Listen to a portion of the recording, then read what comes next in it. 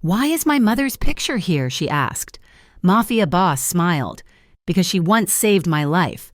The steam rising from the commercial espresso machine hissed violently, masking the heavy sigh that escaped Lila Carter's lips. It was raining in Riverton. A cold, gray downpour that slicked the city streets and made the windows of the downtown cafe weep with condensation. Lila wiped a rag across the counter, her movements automatic after a double shift that had started before sunrise. Every muscle in her body ached, a dull thrum of exhaustion that she had learned to live with over the last 3 years.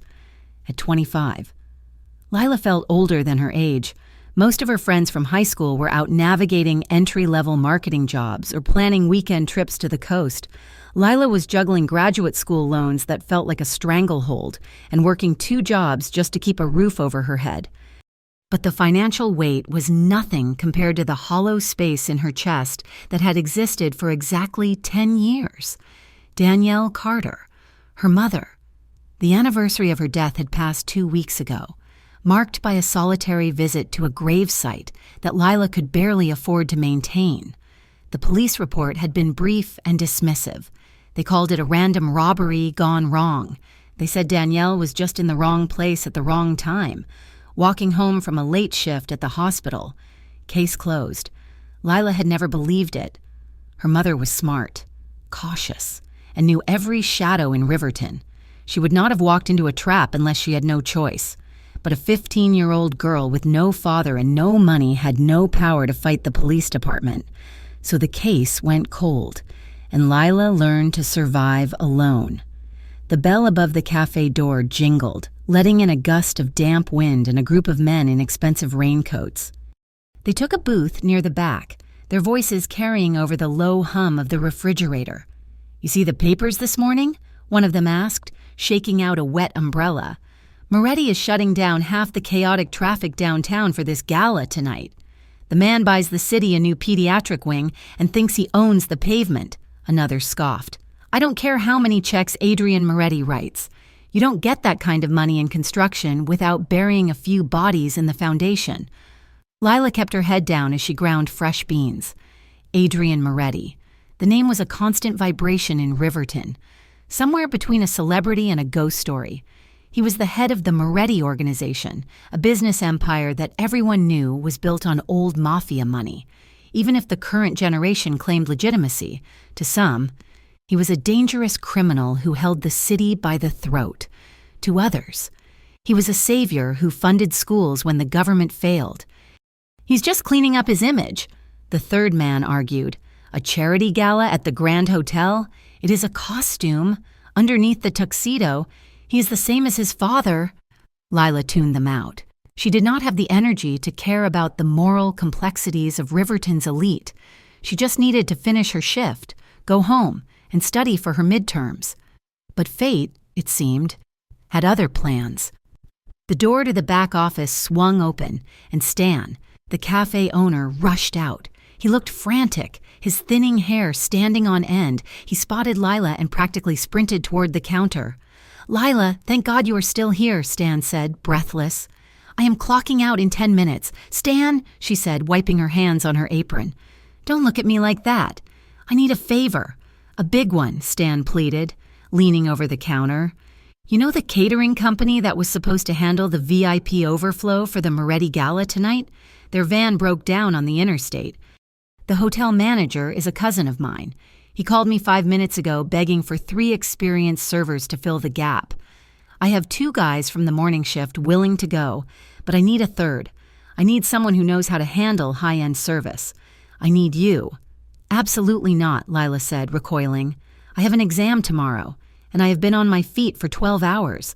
Besides, I am not stepping foot into a room full of mobsters and politicians." "It is triple pay," Stan said, dropping the words like a heavy weight. "Cash, tonight." Lila paused. Triple pay. That was enough to cover her rent for the next 2 months. It would give her breathing room she hadn't felt in years. She looked at the rain battering the window, then down at her scuffed sneakers. "Fine," she whispered, hating herself for it. "But I leave by midnight. No exceptions." 3 hours later, Lila stood on the periphery of the Grand Hotel's Crystal Ballroom, smoothing the front of the stiff black vest she had been issued. The room was a spectacle of excess. Chandeliers the size of small cars dripped crystals from the ceiling, casting a golden glow over hundreds of guests.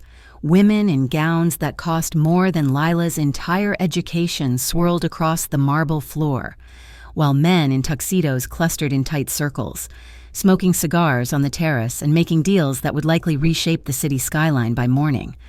Lila moved through the crowd with a silver tray of champagne flutes, practicing the art of invisibility. She was a ghost in the machine of their wealth. She offered drinks with a polite nod, accepted empty glasses, and kept her eyes moving. Then, the room shifted. It was subtle at first, a quiet ripple that started near the main entrance and spread outward. Conversations paused, heads turned. The air in the ballroom seemed to grow thinner, charged with a sudden, sharp electricity. Lila looked toward the double doors. Adrian Moretti had arrived. He was taller than he looked in the newspaper photos, broad-shouldered and imposing, in a black tuxedo that fit him with lethal precision. He had dark hair swept back from a face that seemed carved from granite, sharp cheekbones, a strong jaw, and eyes that swept the room with a terrifying, controlled intelligence. He didn't walk with the swagger of the other wealthy men. He moved with a predator's stillness, a dangerous calm that made the chaotic room subtly revolve around him. Lila watched, transfixed, as he descended the stairs. He greeted a senator with a handshake that looked more like a warning than a welcome. There was a gravity to him, a weight that pulled at everything in his orbit. For a second, his gaze flickered across the crowd, and Lila felt a strange chill skate down her spine, as if he had seen her specifically through the sea of bodies.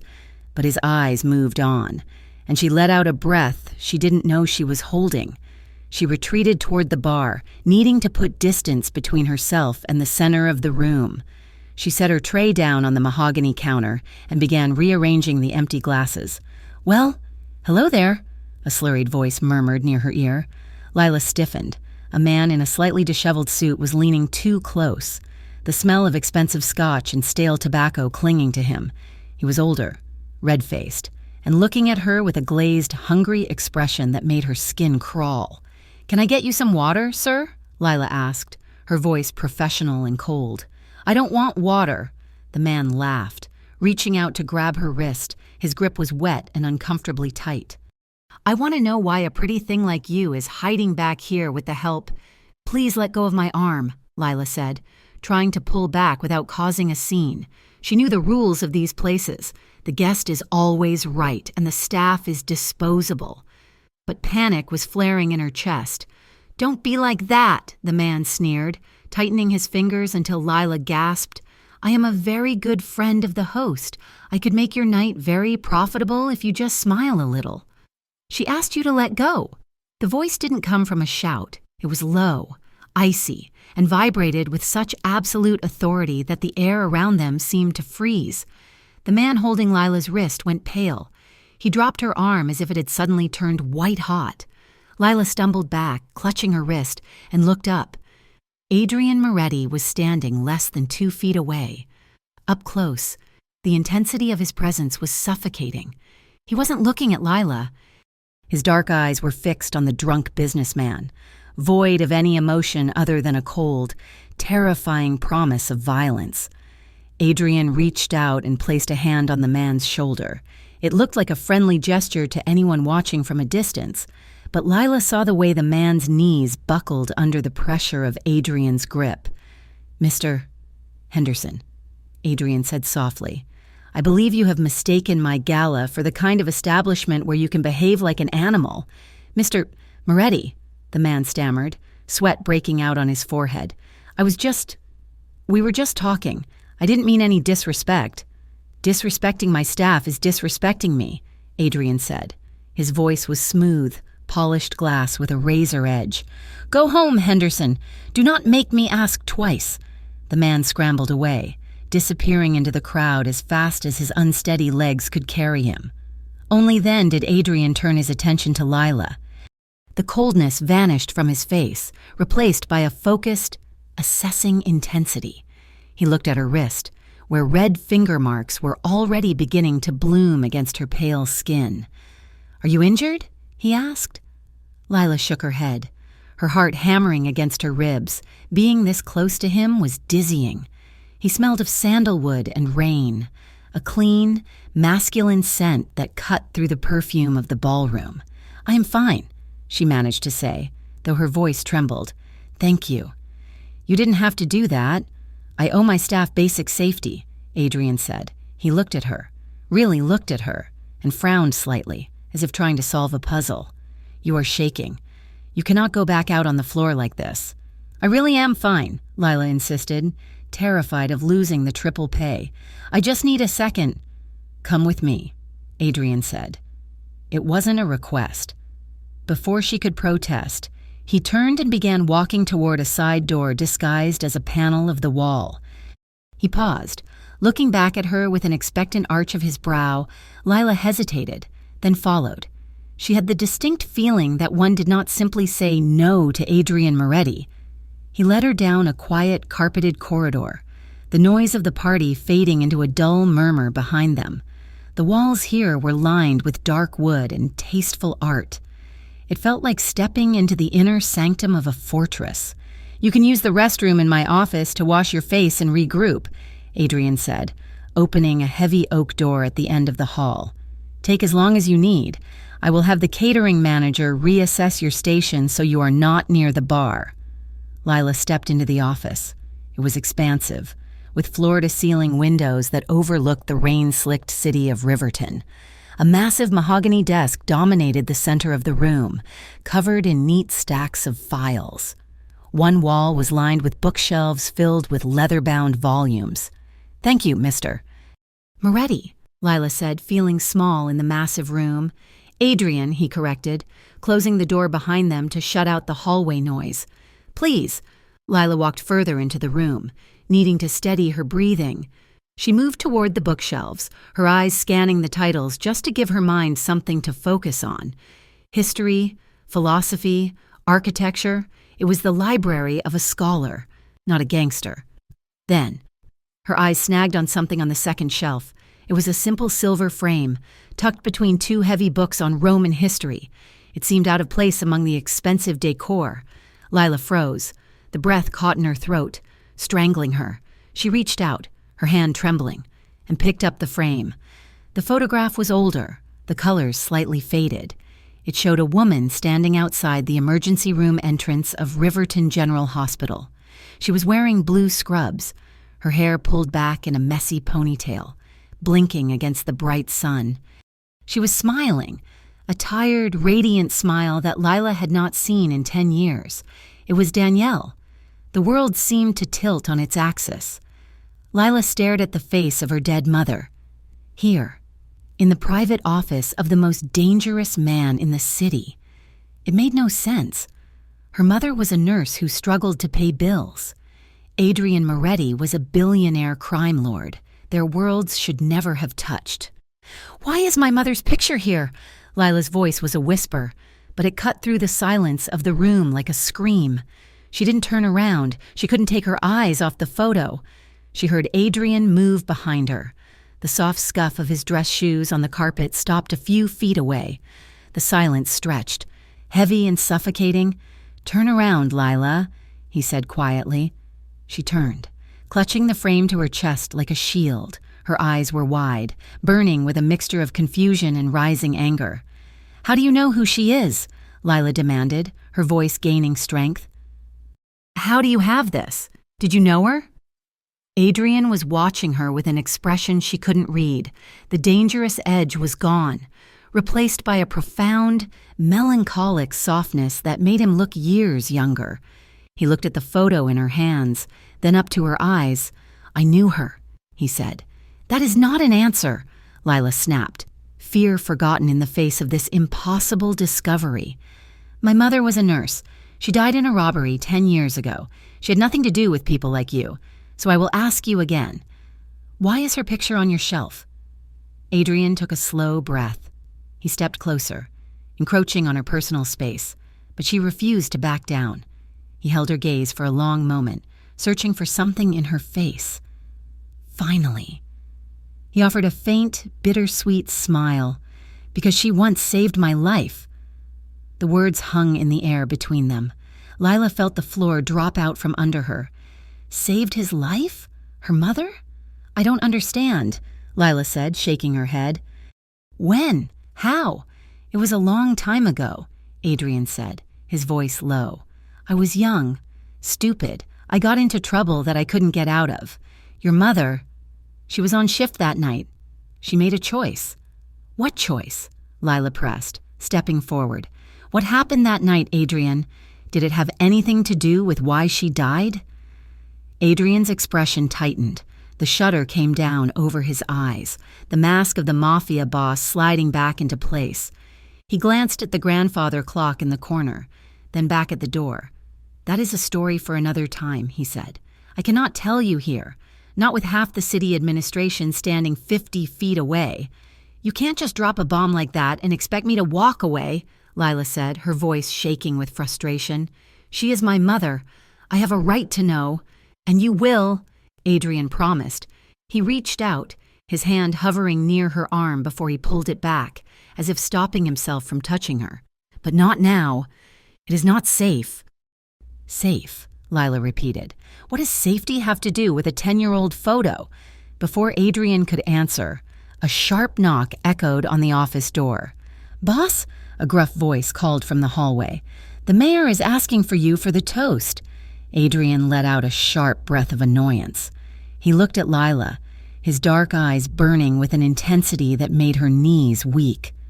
There was a tension between them now, a thick, tangled knot of anger, confusion, and a strange magnetic pull that Lila couldn't explain.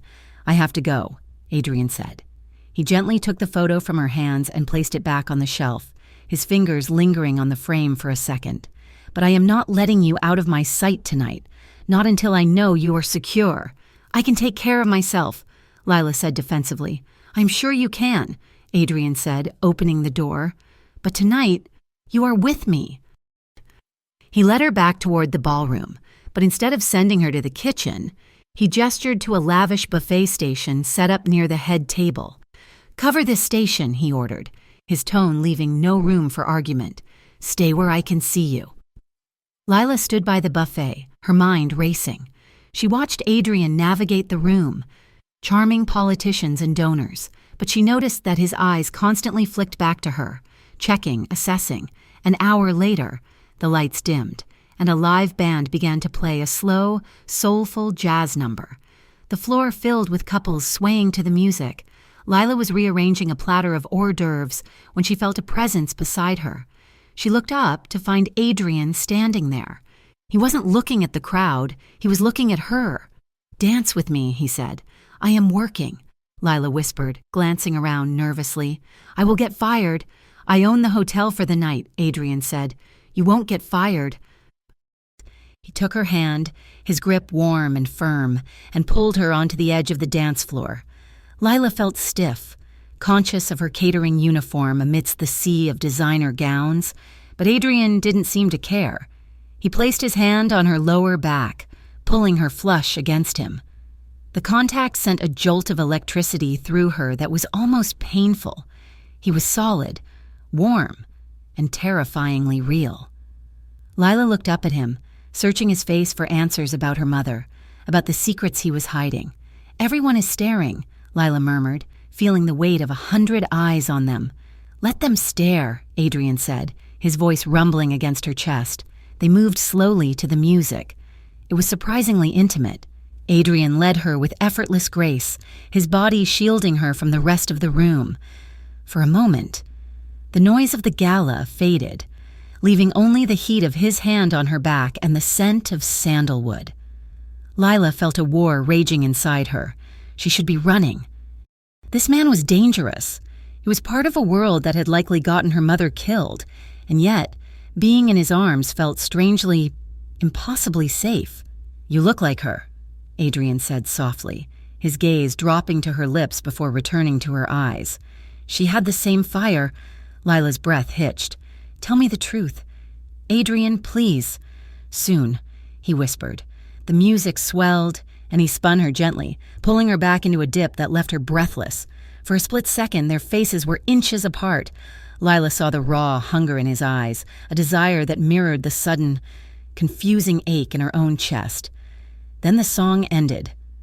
Adrian straightened, stepping back to a respectful distance, though his eyes didn't leave hers. "Go home, Lila," he said, his voice rough. "My driver is waiting at the back entrance. He will take you to your door." Lila stumbled out of the ballroom, her heart racing, her mind a chaotic storm of questions. She touched her own waist where his hand had been, the ghost of his touch still burning through the fabric of her vest. She had come here for a paycheck. She was leaving with a mystery that threatened to tear her life apart. And as she sat in the back of the black town car speeding through the rainy streets of Riverton, Lila knew one thing for certain. She could not stay away. She had to know why her mother, the nurse, had saved the life of the monster who had just held her, like she was the most precious thing in the world. The rain that had battered Riverton during the gala did not let up.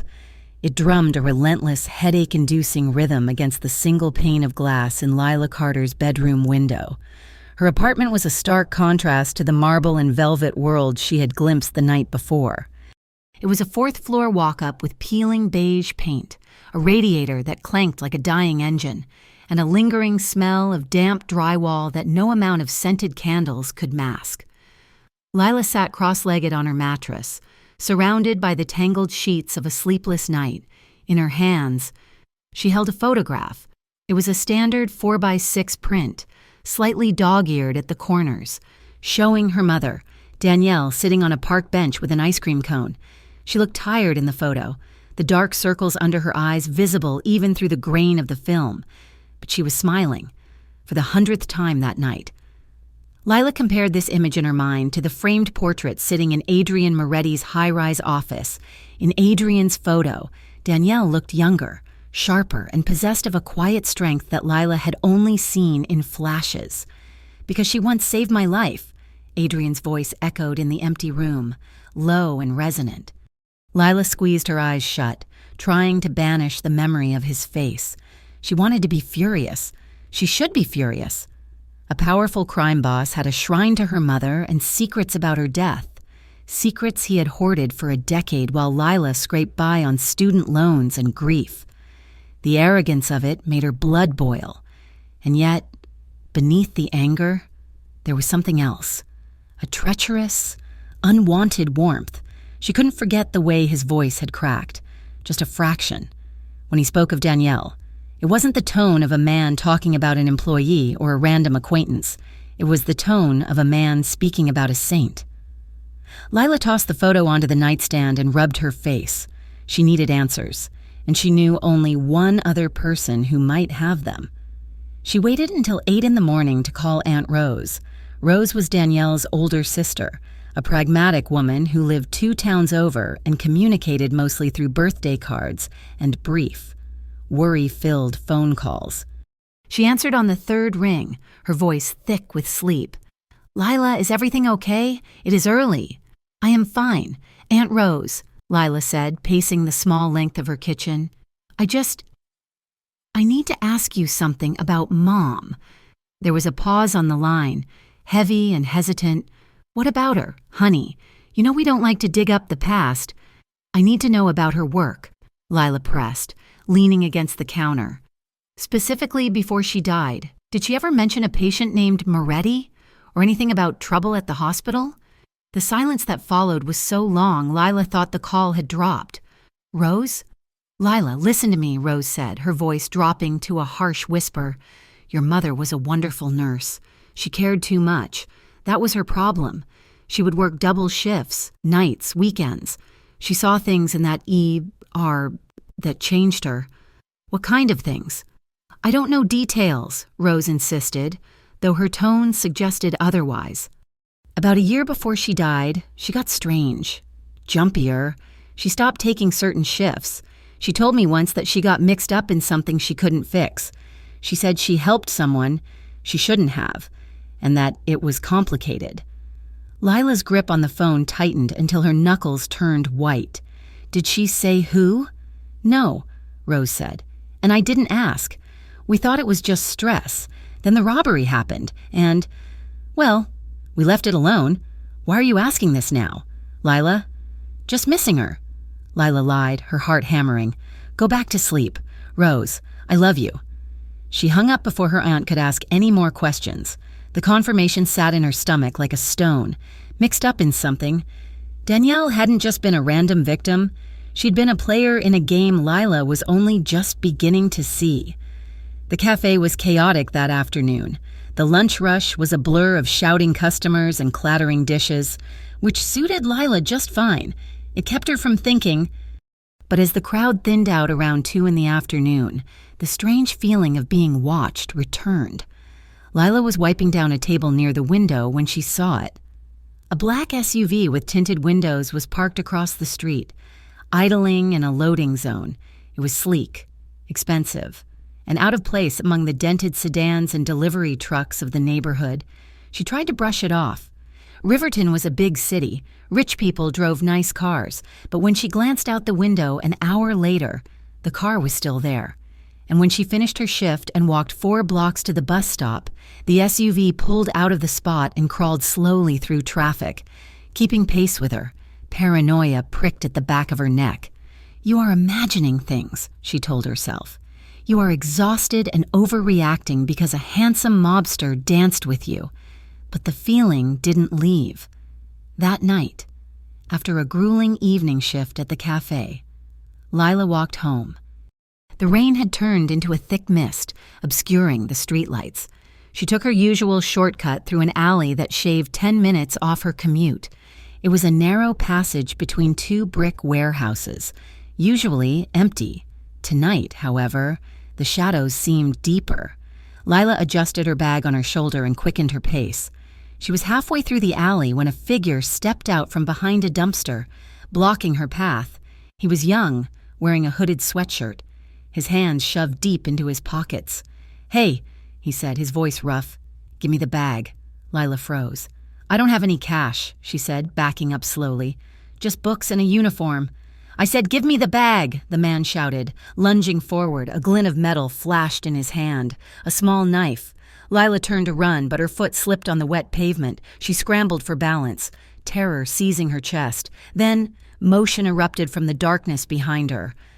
A man in a dark coat materialized from the shadows as if he had been woven from the mist itself. He didn't shout, he didn't panic. He moved with a terrifying, fluid efficiency. Before the attacker could close the distance, the newcomer stepped in. He caught the mugger's wrist in one hand and delivered a sharp, precise strike to the man's elbow with the other. There was a sickening crunch, a yelp of pain, and the knife clattered to the ground. In one smooth motion, the stranger swept the mugger's legs out from under him, pinning him to the wet asphalt with a knee to the chest. Stay down, the stranger said. His voice was calm, almost bored. The mugger groaned, clutching his arm, all fight drained out of him. The stranger looked up at Lila, who was pressed against the brick wall, hyperventilating. Are you hurt, Miss Carter? He asked. Lila stared at him. He was in his 30s, with a buzz cut and a scar running through his left eyebrow. He looked like a soldier, and he knew her name. Who are you? She gasped. My name is Nico, he said. Standing up and hauling the groaning mugger to his feet by the back of his sweatshirt, he shoved the thief toward the street. Run. If I see you in this neighborhood again, you won't walk away. The mugger didn't need to be told twice. He scrambled away into the night. Nico straightened his coat and turned to face Lila. I asked if you were hurt. How do you know my name? Lila demanded, the shock turning into a sudden, blazing realization. You are with him. You are with Moretti.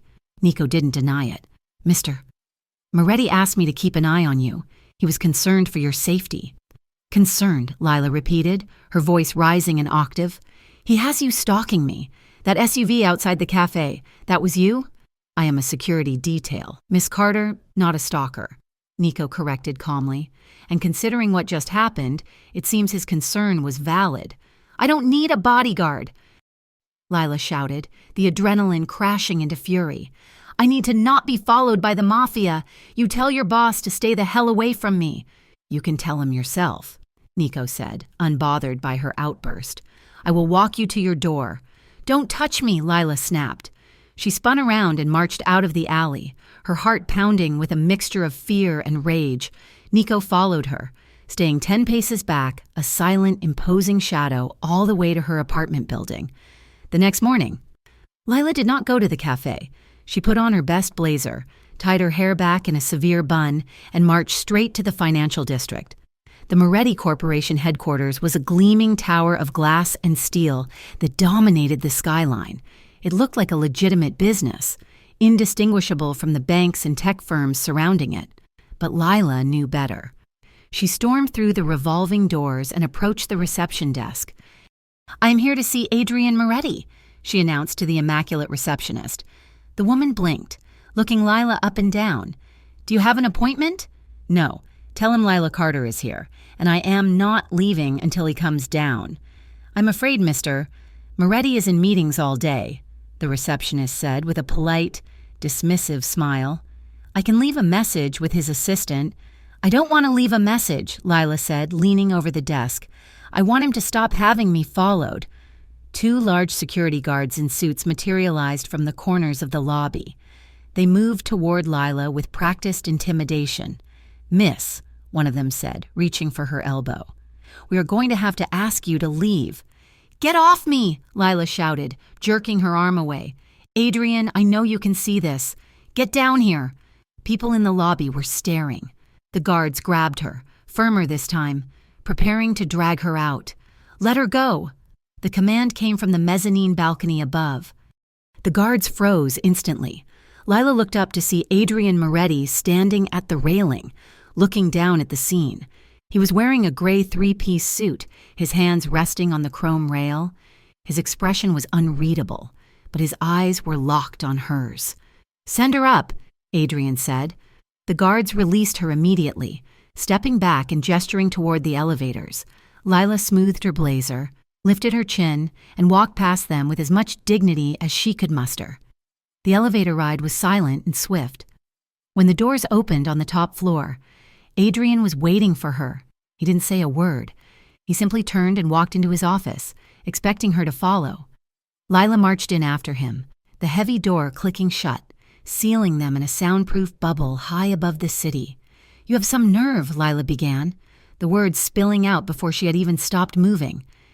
"Sending your goons to follow me? Parking outside my job? Who do you think you are?" Adrian walked behind his desk but didn't sit. He turned to face her, his calmness acting as gasoline to her fire. "I think I am the man who ensured you didn't get stabbed in an alley last night," he said coolly. "Nico reported the incident. You are welcome, by the way." "I didn't ask for your help," Lila yelled, throwing her hands up. "I have lived in this city my whole life. I can handle myself. I don't need a babysitter, especially not one on a mob payroll. You are controlling my life, and I won't have it. I am not controlling your life. Lila, I am trying to preserve it," Adrian shot back, his voice rising for the first time. He walked around the desk, closing the distance between them. "Do you think it is a coincidence that you were attacked the night after you were seen with me? Do you think people in this city don't talk?" "So this is my fault?" Lila challenged, stepping into his space. She was furious, but beneath the anger, the air between them was crackling with that same electric tension from the gala. Being this close to him was overwhelming. The sheer size of him, the intensity of his gaze. "It is not your fault," Adrian said, his voice dropping to a growl. "But it is my reality. People connected to me become targets, and whether you like it or not, you are connected to me now." "Only because you made me connected," Lila said. "You have my mother's picture on your shelf. You dragged me into this." "She dragged you into this," Adrian roared back. The silence that followed was deafening. Adrian looked shocked that he had shouted. He ran a hand through his hair, turning away from her to look out the window at the gray city below. His shoulders heaved with a heavy breath. "I didn't mean that," he said quietly. "Tell me," Lila whispered. "Now. No more excuses. What did she do?" Adrian stood with his back to her for a long moment. When he turned around, his face was stripped of its usual guarded mask. He looked tired, vulnerable. 12 years ago, he began, his voice rough. I was 22. My father was still running the family. There was a disagreement with a rival faction. I was sent to handle a meeting that turned out to be an ambush. He unbuttoned his suit jacket and loosened his tie, as if the memory was physically constricting him. I took 2 bullets to the chest, one in the leg. My driver managed to get me to the nearest emergency room before he bled out. It was Riverton General. Lila held her breath, her hands clutched together. The police arrived 5 minutes after I was wheeled in, Adrian continued. But they weren't there to take a statement. They were on the rival payroll. Corrupt officers. They came into the trauma bay and told the medical staff to step away. They were going to let me bleed out on the table. They said it would be an administrative delay, an accident. He looked up, locking eyes with Lila. Every doctor and nurse in that room stepped back. They were terrified. They knew who my father was, and they knew who the cops were. Nobody wanted to die for a Moretti. Adrian took a step closer to Lila, except one. Lila felt tears pricking her eyes. My mother. Danielle, Adrian said, saying the name like a prayer. She stood between me and the officers. She physically blocked them from the gurney. She told them that if they wanted to touch her patient, they would have to shoot her first. She knew exactly who they were. She knew they could kill her and make it look like crossfire, but she didn't move. He swallowed hard, his eyes shining with a mixture of old pain and undying gratitude. She stabilized me while they screamed at her. She called in the chief of surgery on the overhead speaker, forcing witnesses into the room so the cops couldn't do anything. She saved me. Lila, I should have died that night. I was a criminal. I was nothing to her, but she saved me anyway. Lila let out a shaky breath, a tear slipping down her cheek. She could see it. She could picture her mother, small but fierce, standing in front of a dying boy, defying men with guns. It was so perfectly, painfully Danielle. Did that night, Lila's voice trembled, is that why she died? Did they come back for her? I don't know, Adrian admitted, the words heavy with guilt. I tried to protect her. I sent money, anonymously. I kept tabs, but 2 years later, she was gone.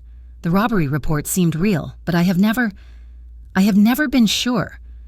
The anger in Lila's chest had dissolved, replaced by a hollow ache of grief and a strange, reluctant sympathy for the man standing before her. He wasn't just a mob boss. He was the boy her mother had saved. He was the living legacy of her mother's courage. She never told me, Lila whispered. She wanted to keep you safe, Adrian said softly. He reached out, and this time, he didn't pull back. He brushed a thumb across her cheek, wiping away a tear. His touch was warm, gentle, and it sent a shiver through her that had nothing to do with fear. For a moment, they just stood there, the history between them bridging the gap. The attraction was undeniable now, fueled by the shared weight of the past. Lila found herself leaning into his hand, just an inch, wanting to feel more of that warmth. Then, Adrian's phone buzzed on the desk, shattering the moment. He pulled his hand away, clearing his throat. I need to take this, but we are not done. You need to understand the danger. I understand, Lila said, though she felt dazed. I need to go home. I need to think. Let Nico drive you, Adrian insisted. Fine, she agreed, too drained to fight him. The ride back to her apartment was silent. Nico drove with professional detachment, but he kept glancing at her in the rearview mirror. When they pulled up to her building, the rain had stopped, leaving the streets slick and black. I will wait here until you are inside, Nico said. Lila nodded and climbed the 4 flights of stairs to her apartment. Her mind was reeling with the image of her mother standing in front of a gun. It changed everything. It made her mother's death feel less like a tragedy and more like a sacrifice. She reached her door and frowned. It was unlocked. Lila knew she had locked it. She always double-locked it. Her heart slammed against her ribs. She pushed the door open slowly. Hello, she called out, her voice trembling. The apartment was a wreck. Drawers had been pulled out and dumped onto the floor. Her clothes were scattered everywhere. The sofa cushions were slashed open, stuffing bleeding out onto the rug. Her books were swept off the shelves. It wasn't a robbery. Her laptop was still sitting on the coffee table. Her meager jewelry box was untouched. This was a search. Lila stepped into the kitchen, glass crunching under her boots. The contents of her cupboards were smashed on the linoleum. She spun around, panic rising in her throat, and then she saw it. On the refrigerator, amidst the collection of souvenir magnets, deep gouges had been scratched into the white enamel. The jagged letters formed 3 words: "Stop asking questions." Lila covered her mouth to stifle a scream. The violation felt physical. Someone had been here. Someone knew what she was doing. She heard heavy footsteps pounding up the stairs behind her. "Lila!" It was Adrian. He burst through the open doorway, Nico right behind him. He must have sensed something was wrong, or Nico had alerted him the moment she hesitated at the door. Adrian took in the scene in a single second. The slashed furniture, the scattered clothes, the message on the fridge. His face went deadly pale, then darkened with a terrifying rage. He crossed the room in 2 strides and grabbed Lila by the shoulders. "Are you hurt?" he demanded, his eyes scanning her frantically. "Were you here when they did this?" "No," Lila stammered, shaking her head. "I just walked in. Adrian, they wrote on the fridge." Adrian looked at the message, his jaw clenched so hard a muscle feathered in his cheek. He turned to Nico. "Clear the building. Check the perimeter. Call the cleaning crew," he barked. "On it," Nico said, drawing a weapon from his jacket as he moved to sweep the bedroom. Adrian turned back to Lila. The anger in his eyes softened as he looked at her. She was shivering, standing amidst the ruins of her life. "I told you," he said, his voice low and urgent. "You are connected to me now. This isn't paranoia. Lila, this is a warning." "What do they want?" she whispered. "They want to scare you. They want to bury the truth about your mother," Adrian said. He gripped her shoulders tighter. "I won't let that happen." He looked around the destroyed apartment, then back at her. "You cannot stay here. It is not safe." "I have nowhere else to go," Lila said, tears welling up again. "I can't afford a hotel." "You're not going to a hotel," Adrian said firmly. "Pack a bag, whatever you need for a few days. You are coming with me." "Adrian, I can't—" "Lila," he interrupted, his voice leaving no room for argument. "Look at your kitchen. Look at what they did. If you had been home—" He didn't finish the sentence. He didn't have to. The threat hung in the air, cold and undeniable. "I have a secure property, a penthouse downtown. It is a fortress. You will be safe there until I figure out who is sending messages in my name." Lila looked at the message scratched into the fridge again. "Stop asking questions." She looked at Adrian, the man whose life her mother had saved, the man who had looked at her with such raw vulnerability in his office only hours ago. He was dangerous, yes, but standing here, surrounded by the wreckage of her safety, he was the only solid thing in her world. "Okay," she whispered. Adrian let out a breath, releasing her shoulders. "Go. Pack. We leave in 5 minutes." As Lila moved to her bedroom to salvage clothes from the pile on the floor, she knew she was crossing a line. She was leaving her life behind and stepping fully into his. And as terrifying as that was, the thought of being away from him was suddenly, inexplicably, worse. Lila stood before the floor-to-ceiling glass of the penthouse living room, staring out at the sprawling, rain-slicked grid of Riverton. From 40 stories up, the city looked peaceful, a glittering tapestry of amber streetlights and moving headlights. It was a lie, of course. Down there, in the shadows between the buildings, people were hunting for her. Down there, her apartment was a wreck of slashed fabric and threatened messages. Up here, the air was cool and smelled of expensive leather and lemon polish. Adrian Moretti's world was a fortress of silence and steel, separated from the grit of the street by high-speed elevators and layers of biometric security. Yet the silence was not absolute. Just beyond the heavy oak front door, in the corridor, there was the constant, low-frequency hum of handheld radios, Adrian's security team. They were a 24-hour reminder that this luxury was not a vacation. It was a cage. Lila turned away from the window, hugging her arms around her chest. The penthouse was beautiful. Modern art on the walls, plush rugs that swallowed her footsteps, furniture that looked like it belonged in an architectural magazine, but it felt vast and lonely. Adrian had disappeared into his study hours ago to field calls about the breach at her apartment, leaving her to wander the halls like a ghost. Her stomach gave a quiet rumble, reminding her that she hadn't eaten since a granola bar early that morning. She navigated her way to the kitchen, a space larger than her entire apartment. It was immaculate, with gleaming marble countertops and appliances that looked like they had never been touched. She opened the massive refrigerator, finding it stocked with organized rows of high-end groceries. She grabbed a carton of eggs, some spinach, and a block of Parmesan cheese, an omelet. She could manage an omelet. Lila found a skillet and set it on the stove, the click of the burner sounding sharply in the quiet room. She was whisking the eggs in a bowl, the rhythmic clinking of the fork providing a small comfort. When she sensed him, she didn't hear him approach, but the air in the room seemed to shift, becoming heavier, charged with a magnetic pull she was learning to recognize. Lila turned. Adrian was leaning against the doorframe, watching her. He had discarded his suit jacket and tie. His white dress shirt was unbuttoned at the collar, and his sleeves were rolled up to his elbows, revealing forearms corded with muscle and a faint, jagged scar on his left wrist. It was the most casual she had ever seen him, and it made her breath catch in her throat. "I didn't know you could cook," Adrian said, his voice low and tired, but holding a note of amusement. "I am making dinner," Lila said, gesturing with the whisk, "unless you have a rule against guests using the stove. My guests usually prefer to order from the hotel kitchen downstairs," Adrian said, pushing off the doorframe and walking toward the island.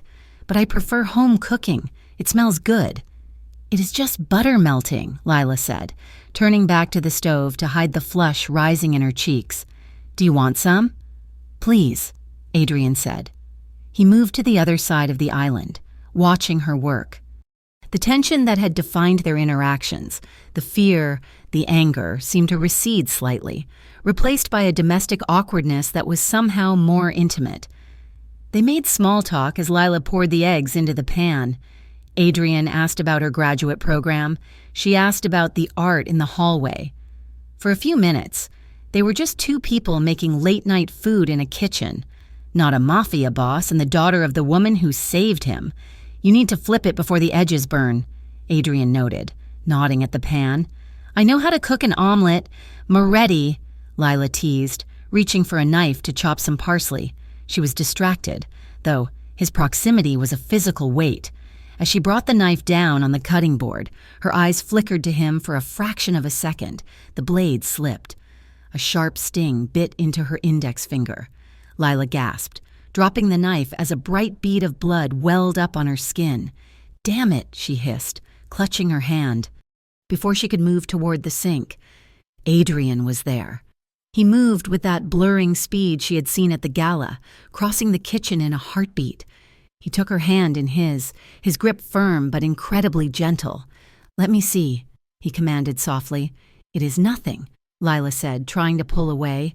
"Just a scratch." "Lila, stop!" He didn't let go. He led her to the sink and turned on the cold water, guiding her finger under the stream.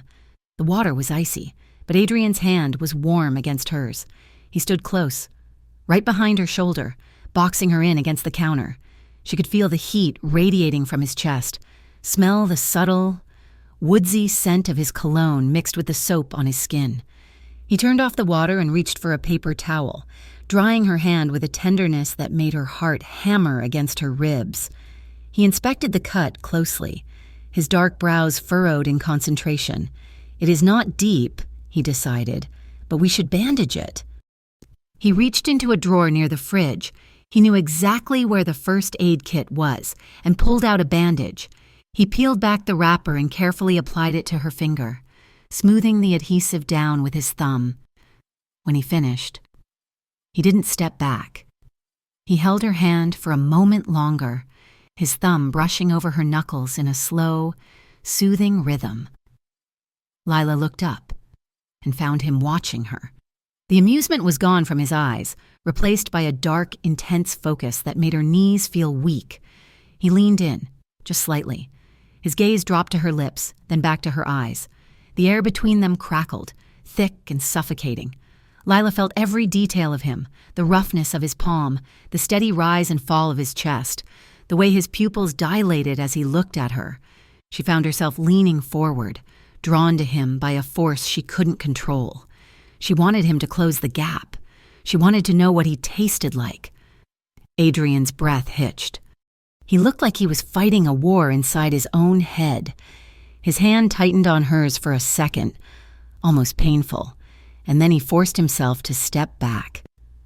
The loss of his warmth was instant and jarring. "I will finish the omelet," he said, his voice rougher than before. He turned his back to her, focusing intently on the stove. "Go sit down, Lila." Lila stood there for a moment, her hand throbbing not from the cut, but from the ghost of his touch. She let out a shaky breath and retreated to the living room, her mind racing. The storm outside intensified overnight. Thunder rattled the heavy glass panes. But that wasn't what woke Lila. It was a sound from the living room. A low, distressed muttering. Lila sat up in the guest bed, her heart pounding. She checked the digital clock, 3 a.m. She slipped out of bed, pulling her oversized t-shirt down around her knees, and crept into the hallway. The penthouse was dark, lit only by the ambient glow of the city filtering through the windows. She followed the sound to the main living area. Adrian was asleep on the long leather sofa. He was thrashing, his head turning violently from side to side against the cushion. The blanket had fallen to the floor. "No," he mumbled, his voice thick with panic. "Not breathing. She's not breathing. Pressure. Apply pressure." Lila froze. He wasn't just having a nightmare. He was reliving something. "Blood," Adrian gasped, his hands gripping the leather of the couch until his knuckles turned white. "Sirens! Where are the sirens?" Lila moved without thinking. She crossed the room and knelt beside the couch. "Adrian," she whispered, reaching out to touch his shoulder. He flinched violently at her touch, his whole body seizing up. "Get back," he shouted in his sleep, his voice cracking. "Adrian, wake up," Lila said, making her voice firmer but keeping it soft. "You are safe. You are in the penthouse. Wake up!" He gasped, his eyes flying open. For a second, he looked at her with zero recognition, his pupils blown wide with terror. He was breathing hard, sweat glistening on his forehead. "Lila," he choked out, his voice raw. "I am here," she said, keeping her hand on his shoulder. "It was a dream. Just a dream." Adrian sat up slowly, burying his face in his hands. He took several ragged breaths, trying to bring his racing heart under control. Lila stayed kneeling on the floor, close enough to offer comfort but giving him space. "I am sorry," he muttered into his hands. "I didn't mean to wake you." "Don't apologize," Lila said gently. He dropped his hands and looked at her. In the dim light, the powerful mafia boss was gone. In his place was a man haunted by ghosts. He looked young, unguarded, and painfully human. "It was the night," he admitted, his voice barely audible over the rain. "The night your mother saved me. I still dream about it." The blood, the way the lights flickered in the trauma bay, the way she screamed at them to back off. Lila felt a lump form in her throat.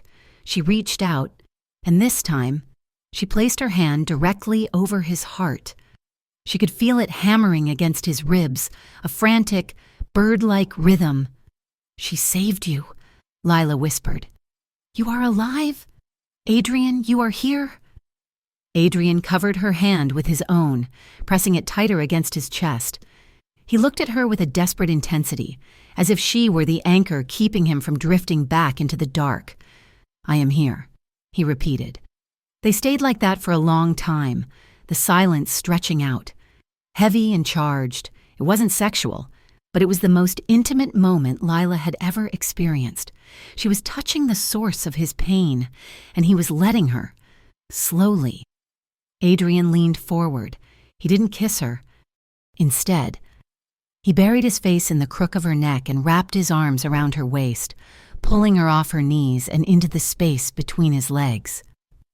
Lila wrapped her arms around his shoulders, holding him as his breathing slowed. It was a soft, lingering hug, born of shared trauma and the quiet of the night. Neither of them rushed to break it. Lila rested her chin on his head, smelling the rain and the sleep on him, and realized with a jolt of terror that she wasn't just attracted to him anymore. She was starting to care for him. The next morning, the sun broke through the clouds, filling the penthouse with a harsh, revealing light. The vulnerability of the night before had been packed away, but the connection remained.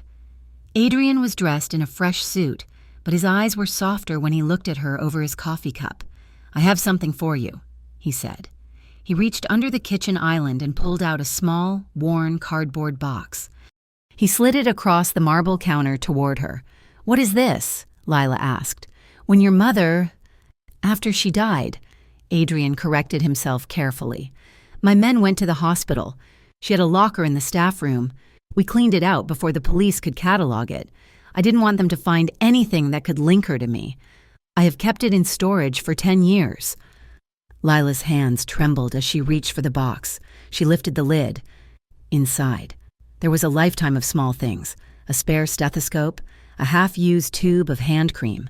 The lavender scent hit Lila like a physical blow, bringing a sudden rush of memories of her mother tucking her into bed. There were photos of Lila as a teenager, tucked into the corners of the box. And there was a necklace. A simple silver chain with a small angel pendant. Lila gasped. She remembered her mother wearing this every day. "I thought you should have it," Adrian said quietly. Lila lifted the necklace, tears pricking her eyes. Beneath it, at the bottom of the box, something metallic clinked.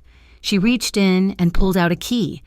It was small, brass, and looked like a safety deposit box key. There were no numbers on it, only a faint, worn engraving of a logo, a stylized lion's head. "Do you know what this opens?" Lila asked, holding it up. Adrian frowned, leaning in to inspect it. "No, I never looked too closely. I respected her privacy." "Nico," Adrian called out. The security chief appeared from the hallway instantly. "Boss, look at this key. Identify the institution." Nico took the key, squinting at the worn logo. "That is the old First National Bank logo. They rebranded 5 years ago, but the main branch on 4th Street still has the original vault boxes." Lila stood up, clutching the key. "We have to go there." "Lila, no," Adrian said immediately, his voice hardening. "It is not safe for you to be out in the open. I will send Nico. He can retrieve whatever is in the box." "I am going," Lila insisted, her voice shaking but determined. "This is my mother's. Whatever she hid it for a reason, and I am not sitting in this tower while you uncover my family's secrets." "There are people actively hunting you," Adrian argued, stepping closer. "You saw what they did to your apartment. I am already in danger just for being your secret," Lila shouted back. "If they want to hurt me, they will find a way, but I need to know who she was. Adrian, I need to know why she died. You owe me that." Adrian stared at her, his jaw working.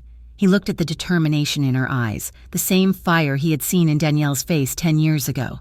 "Fine," he growled, "but we take the armored SUV, and you do not leave my side. Not for a second, The trip to the bank was tense. Lila sat in the back of the heavy, bulletproof SUV, watching the city roll by through thick, tinted glass. Adrian sat next to her, his hand resting on his knee, constantly scanning the mirrors. The bank was a relic of an older Riverton, a massive stone building with high ceilings and echoes. The manager, flustered by Adrian's presence, led them into the vault immediately. The air inside the vault was cool and smelled of dust and old paper.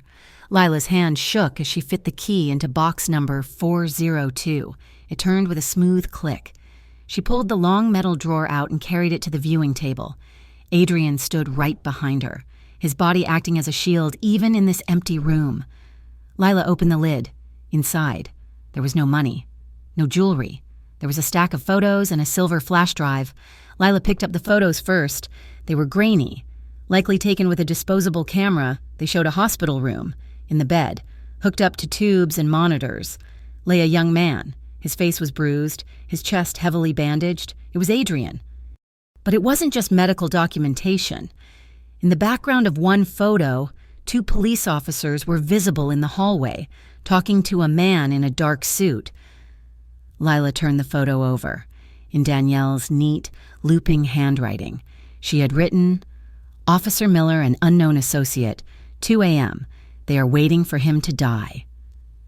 Lila picked up a small notebook from the bottom of the box. She flipped through the pages. It was a log. Dates, times, names. October 14th, Moretti Patient Stable. Threats continue. Detective K implies accidents happen during transfer. November 2nd, I heard them talking about the Kovac crew. They are being paid to look the other way. December 10th, I have copies of the shift logs. Proof they altered the admission times. "She wasn't just protecting you," Lila whispered, her voice trembling.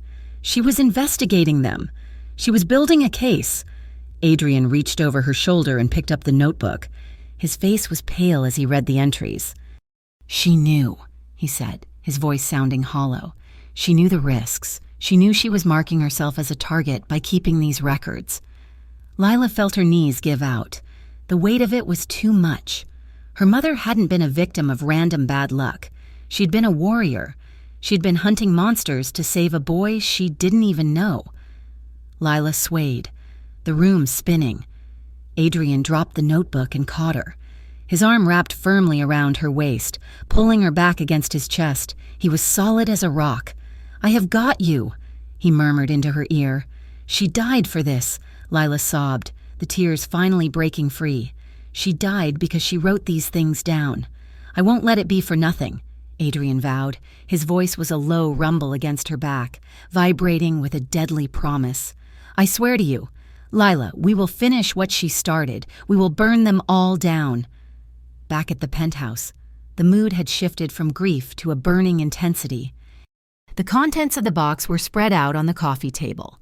The flash drive was plugged into Adrian's secure laptop, though they hadn't decrypted it yet. Lila sat on the couch, her legs tucked under her. She was reading the notebook again, tracing her mother's handwriting. Adrian sat next to her, close enough that their thighs brushed. He was reading a file Nico had brought up, cross-referencing the names in Danielle's notes with his own intelligence. "Detective K," Adrian said, pointing to a line. "That has to be Kovac. He wasn't a detective back then, just a beat cop. Now he runs the precinct." "He killed her," Lila said, her voice cold. "Or he ordered it." "We will find out," Adrian said. He turned to look at her. The distance between them had evaporated. They were shoulder to shoulder, united by a shared enemy and a shared loss. Lila looked up from the notebook and met his gaze.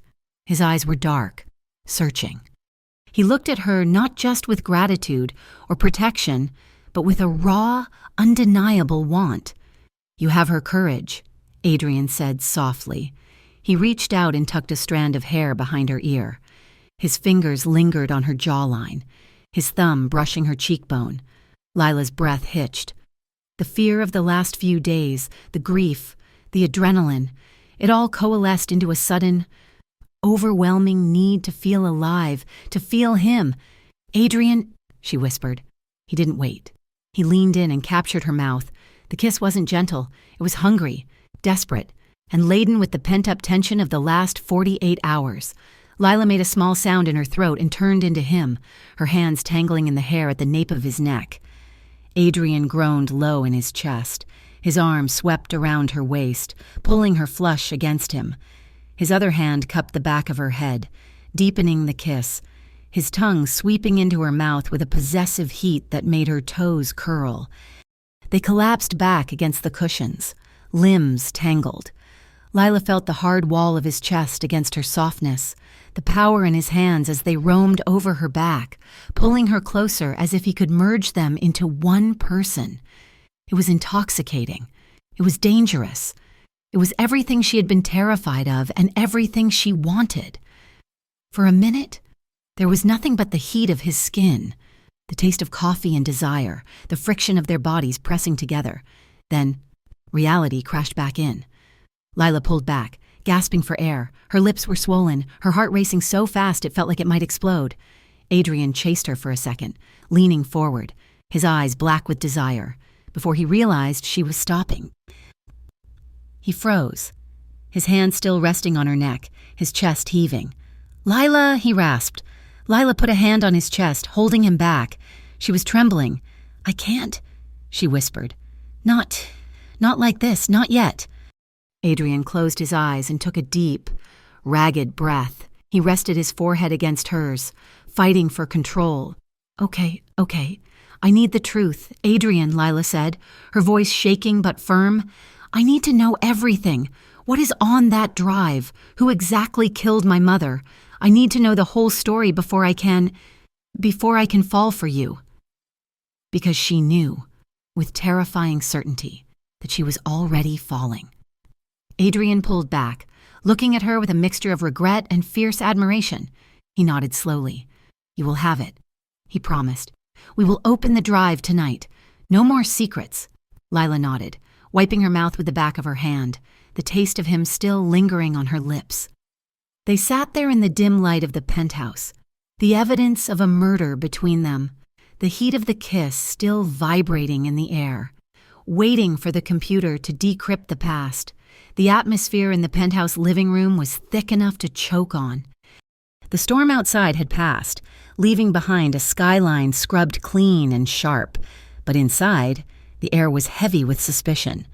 Adrian had assembled his inner circle, the few people he trusted with his life, though after the breach at Lila's apartment, even that trust was fraying at the edges.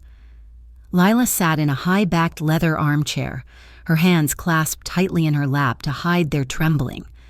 Across from her sat Marco Ferris, the organization's consigliere.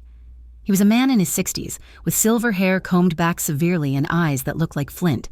He had served Adrian's father, and his disapproval of Lila's presence was radiating off him in waves. Next to him was Elena, Adrian's cousin. She was striking, with sharp features and a posture that suggested she was ready to strike at any moment. She ran the family's legitimate nightclub interests and possessed a mind for numbers that rivaled any forensic accountant. Nico stood by the door, his arms crossed, his gaze fixed on the hallway. "This is a mistake, Adrian," Marco said, his voice a gravelly rumble. He didn't look at Lila. He spoke as if she were a piece of furniture. "We do not discuss family business in front of civilians, especially not civilians who bring this kind of heat." "She is not a civilian, Marco," Adrian said from his position by the window. He turned, his silhouette dark against the bright morning light. "She is the daughter of the woman who saved my life, and she is the one who found the drive. She stays." "She is a liability," Marco countered, leaning forward. "We have a leak. We know this. Someone tipped off the crew that tossed her apartment, bringing her here, involving her in the strategy. It exposes us." "I'm right here," Lila said, her voice cutting through the tension. She sat up straighter, meeting Marco's stony gaze. "And I'm not going anywhere. My mother died for whatever is on that flash drive. I am not going to sit in a guest room knitting while you decide what to do with her legacy." Elena raised an eyebrow, a flicker of impressed amusement crossing her face. "She has a point. Marco, it is her intel." Adrian moved to the center of the room. "The drive is with the tech team now. They are running a decryption algorithm on a standalone server. No internet connection. If the leak is digital, we are safe. If the leak is flesh and blood." He let the sentence hang, his dark eyes sweeping over the three of them. "Then we have a bigger problem." "You think one of us turned?" Elena asked, offended. "I think someone knew Lila went to the bank," Adrian said coldly. "So until I know who, nobody leaves this building without my direct authorization. We are on lockdown." He turned to Lila. "However, we need verification on the context of the drive.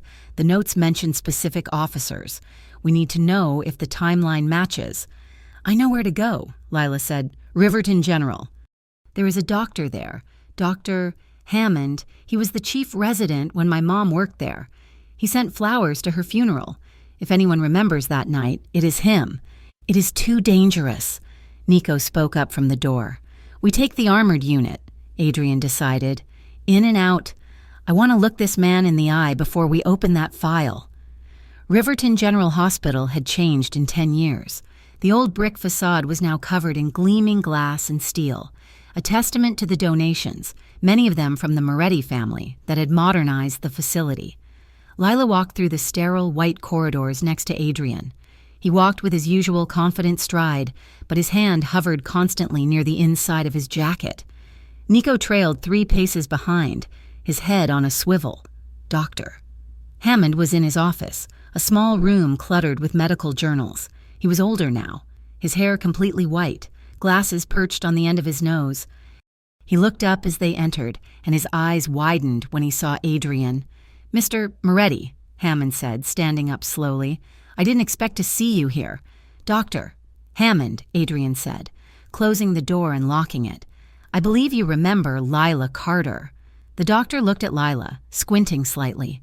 Then, recognition dawned, softening his tired face. "Danielle's girl. My God, you look just like her." "We need to ask you about the night my mother died," Lila said, her voice steady despite the flutter in her stomach. "Or rather, the night she treated Adrian 12 years ago." Hammond sighed, taking off his glasses and rubbing the bridge of his nose. "I wondered if this day would ever come." "Tell us what happened," Adrian commanded gently. "It was chaos," Hammond said, looking at the floor. "You came in with multiple gunshot wounds. We stabilized you. Then 2 officers arrived. They didn't identify themselves, but they were wearing Riverton PD uniforms. They told us to clear the trauma bay. They said it was a crime scene and they needed to secure the suspect." "And?" Lila pressed. "And Danielle refused," Hammond said, looking up at her with wet eyes. "She told them you were critical. She stood right by the gurney. I was in the hallway, scrubbing up. I heard one of them say," he said, "just let him bleed out. Nurse, save the city the paperwork. Or maybe you want to be a casualty too?" Lila gasped, her hand flying to her mouth. She looked them dead in the eye, Hammond continued, his voice trembling with the memory. "And she hit the code button. She called a code blue on a stable patient just to flood the room with witnesses. She saved him. Lila, and she made powerful enemies doing it." Adrian's jaw was set so hard it looked like it might snap. "Thank you, Doctor. You have been very helpful." "She was a good woman," Hammond whispered as they turned to leave. "She didn't deserve what happened to her." The drive back to the penthouse was somber. Lila sat in the passenger seat of the black SUV, staring out at the industrial district passing by. The realization that her mother had literally stared down death to save a stranger was settling into her bones. "She was brave," Adrian said quietly from the driver's seat. He had insisted on driving, with Nico in the back, claiming he wanted control of the wheel. "She was stupid," Lila said, wiping a tear away. "She should have walked away. She should have thought about me." "She was thinking about what was right," Adrian said. "That is rarely the safe choice." They turned down a narrow street lined with abandoned warehouses, a shortcut to the highway. Suddenly, a black sedan shot out of a side alley, slamming into the side of their SUV with a deafening crunch of metal. Lila screamed as the heavy vehicle lurched sideways, skidding toward a concrete pillar. "Hold on!" Adrian roared, fighting the wheel. He corrected the skid just inches from the pillar, tires screeching. "Contact left," Nico shouted from the back seat. 2 vehicles, no plates." Another sedan roared up behind them, boxing them in. The rear window of the SUV shattered as gunfire erupted, the bullets sparking against the reinforced frame. "Get down!" Adrian yelled, shoving his hand across the console to push Lila's head toward her knees. Lila curled into a ball in the footwell, her hands over her head, her heart hammering like a trapped bird. The sound was deafening, the roar of engines, the thwack, thwack, thwack of bullets hitting the armored glass, the shouting. "Nico, clear a path," Adrian ordered, his voice terrifyingly calm amidst the chaos. Nico rolled down the shattered rear window and returned fire with a semi-automatic rifle. Brass casings clattered onto the leather seats. Adrian slammed the car into reverse, tires smoking, and rammed the sedan behind them. There was a sickening crunch of metal and glass. The sedan spun out, creating a gap. Adrian threw the SUV back into drive and floored it. The engine roared, and they shot forward, clipping the front bumper of the second attacker. "They are still coming," Nico shouted, Lila risked a glance up. Through the spider-webbed side mirror, she saw the second sedan pursuing them, a man leaning out the window with a gun. Adrian reached into his jacket and pulled out a handgun. He didn't take his eyes off the road. He smashed the remains of his driver's side window with his elbow. "Take the wheel!" he shouted to Lila. "What?" Lila shrieked. "Grab the wheel, Lila, keep it straight." Lila scrambled up, grabbing the leather steering wheel with shaking hands. Adrian leaned out of the moving window, the wind whipping his hair. He took aim with chilling, practiced precision. Bang, bang, bang. 3 shots, behind them. The pursuing sedan swerved violently. The front tire blew out, and the car careened into a parked dumpster, flipping onto its side in a shower of sparks. Adrian pulled himself back in, holstering the weapon and taking the wheel back from Lila's frozen fingers. "We are clear," he said, his voice flat. "Nico, check for tails." "Clear," Nico confirmed, reloading his weapon. Lila sat back in her seat, trembling uncontrollably. She looked at Adrian. He was checking the mirrors, his face a mask of stone. He had just killed men, or tried to, without blinking. He had turned into a soldier in the blink of an eye, and he had done it to keep her alive. They didn't go back to the penthouse. It was too exposed. Adrian drove them to a safe house on the edge of the city, a nondescript brick house in a quiet working-class neighborhood. Inside, the house was dusty but functional.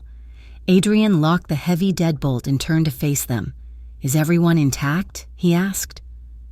Lila was standing in the middle of the living room, brushing shards of safety glass out of her hair.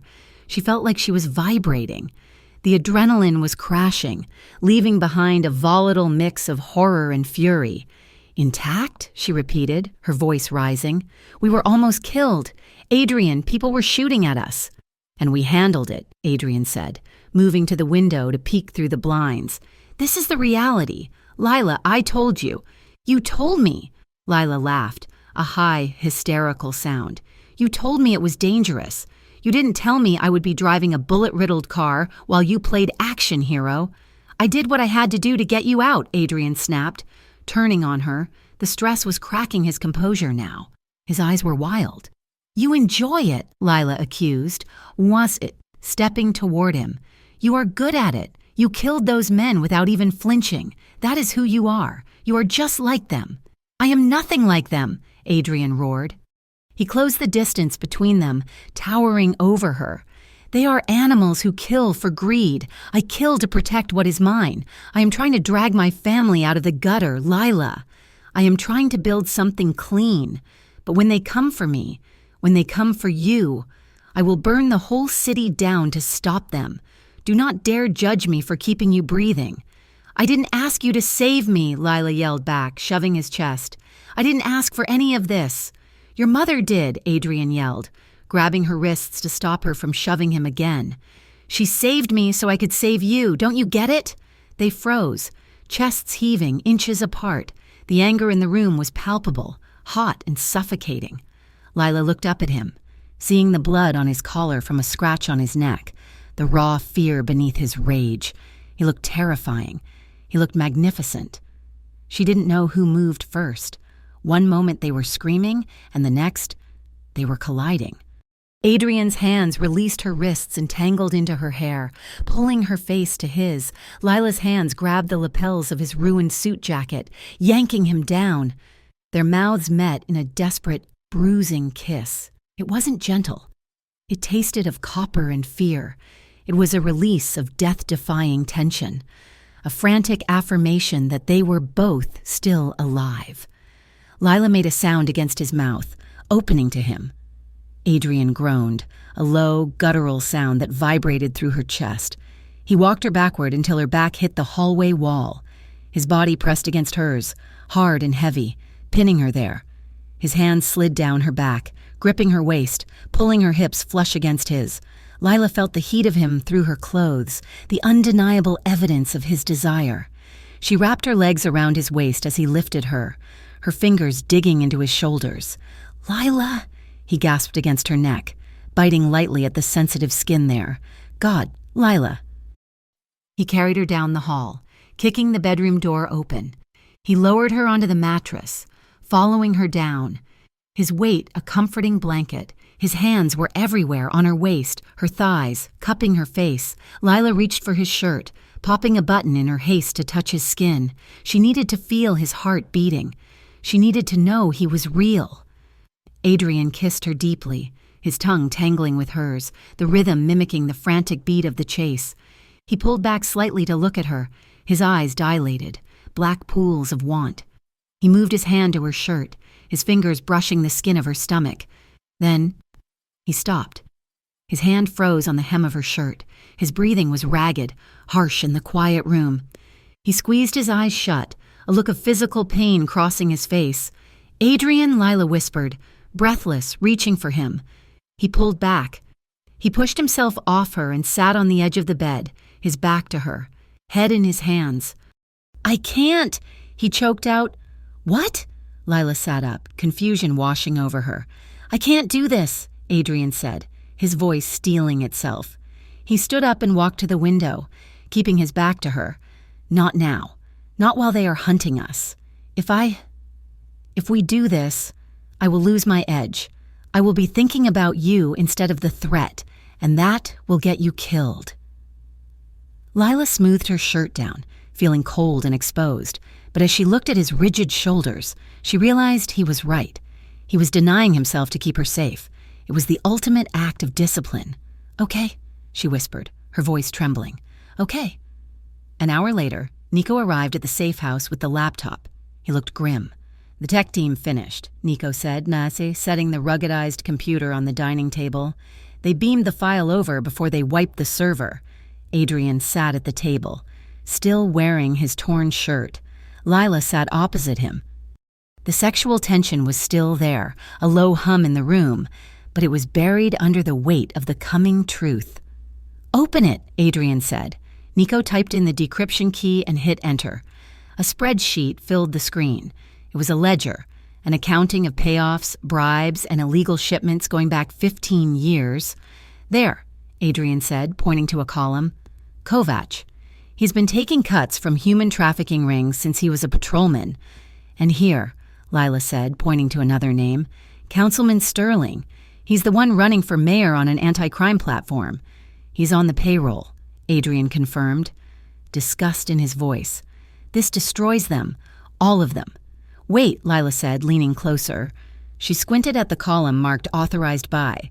Most of the entries were initialed by various lieutenants. But the large payments, the ones to the police, the ones to the judges, the ones that facilitated the worst of the trafficking, were signed with a distinct looping signature, G.M. Lila felt the blood drain from her face. "G.M.?" she whispered. "Giovanni Moretti." Adrian went still. He stared at the screen, his face turning an ashen gray. "No," he muttered. "My father. He ran numbers. He ran protection. He had lines he didn't cross.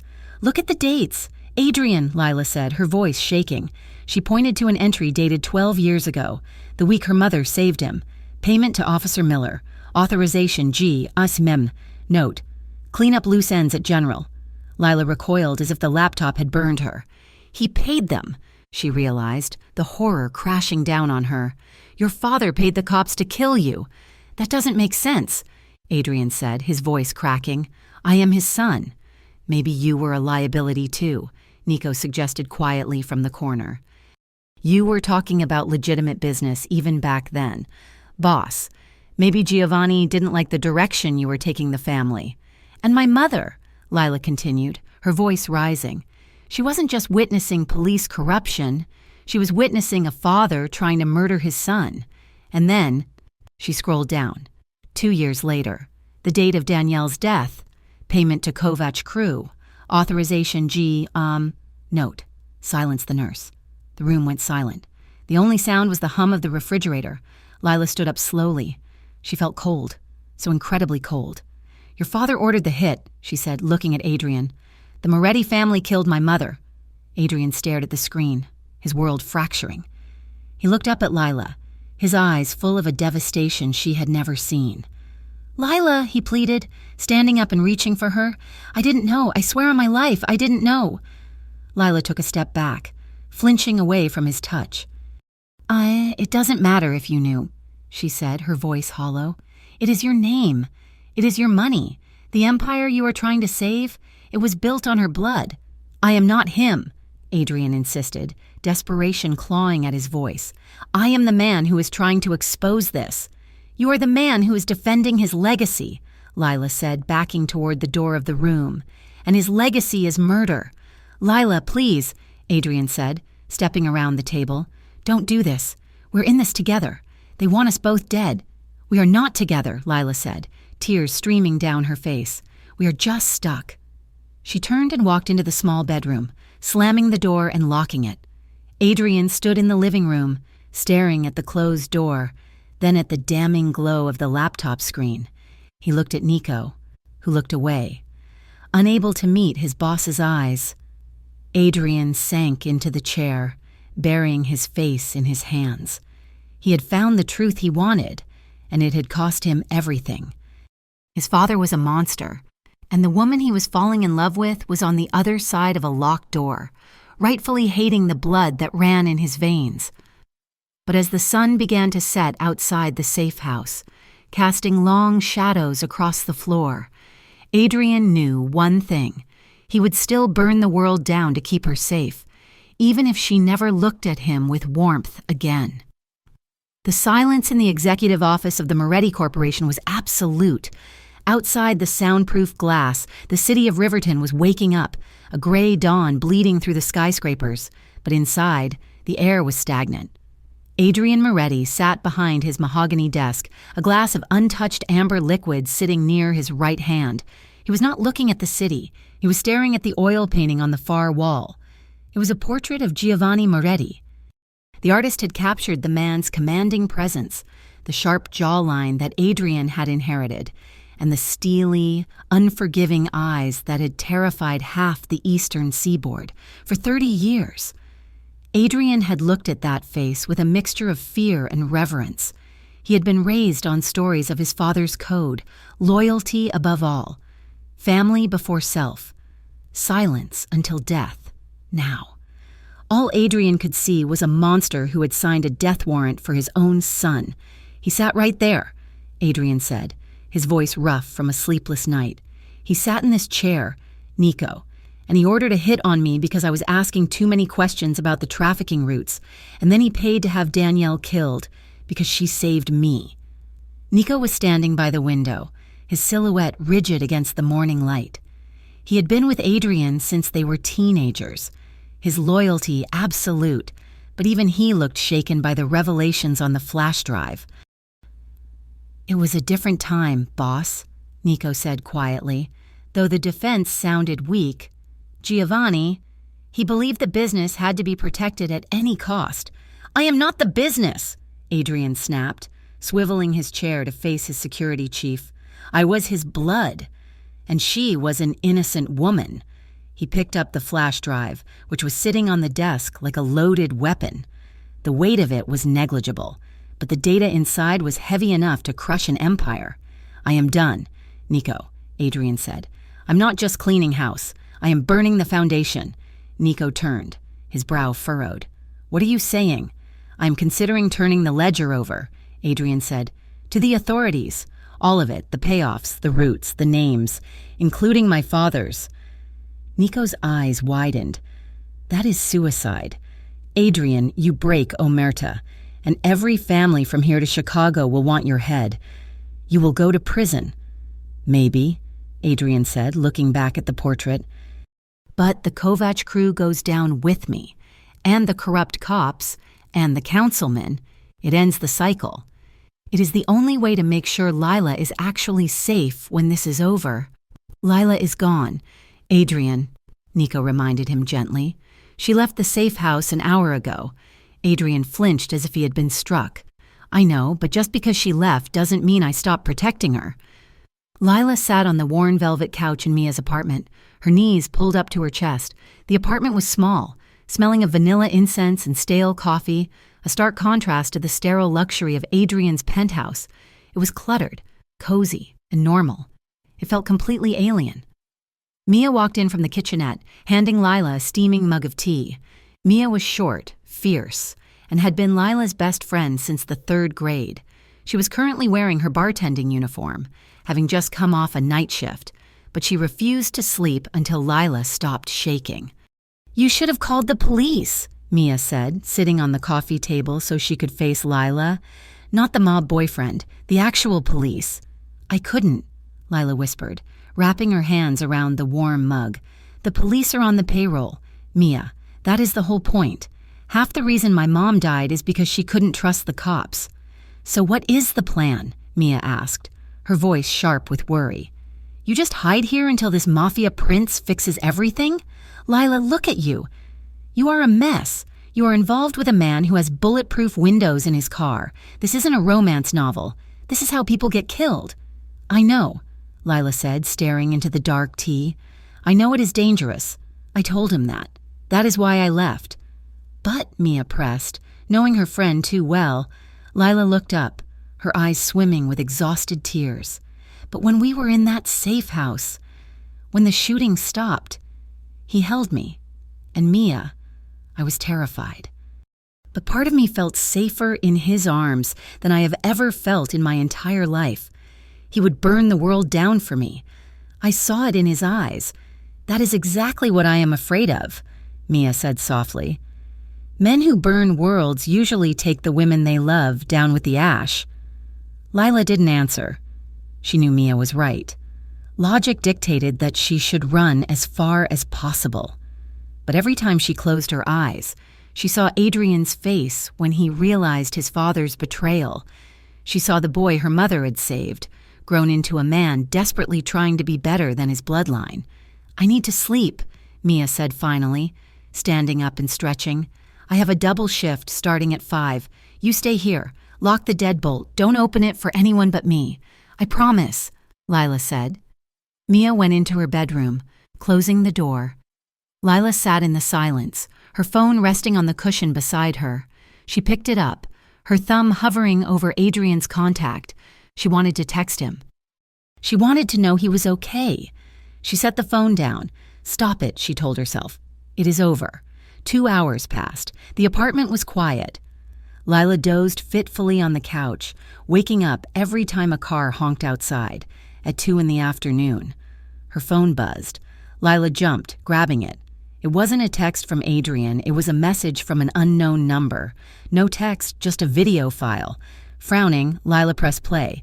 The video was low quality, grainy and dim. It showed a wooden chair in the center of a concrete room. Lila's heart stopped. Mia was tied to the chair. There was duct tape over Mia's mouth. Her eyes were wide with terror, mascara running down her cheeks. A bruise was already blooming on her temple. She was struggling against the ropes, making muffled, panicked sounds. A hand entered the frame, a hand wearing a black leather glove. It grabbed Mia's hair, yanking her head back roughly. "Look at the camera," a voice said. It was distorted, synthesized to sound deep and robotic. The camera zoomed in on Mia's terrified face. "You have something that belongs to us. Miss Carter," the voice said. "The flash drive. We know you have it. We know you left the safe house." The view shifted to a wall where a piece of paper was taped. On it, an address was scrawled in black marker. "You have 1 hour," the voice continued. "Bring the drive to this address, alone. No Moretti guards, no cops. If we see a single tail, if we see a single police cruiser, your friend bleeds out on this floor. Just you and the truth your mother died for." The video ended. Lila dropped the phone, gasping for air. The room spun. Mia. They had Mia. She must have been grabbed when she left the apartment earlier. Lila had thought she was sleeping in the bedroom, but Mia must have slipped out to go to the store or work. Guilt crashed over Lila like a tidal wave. This was her fault. Mia was right.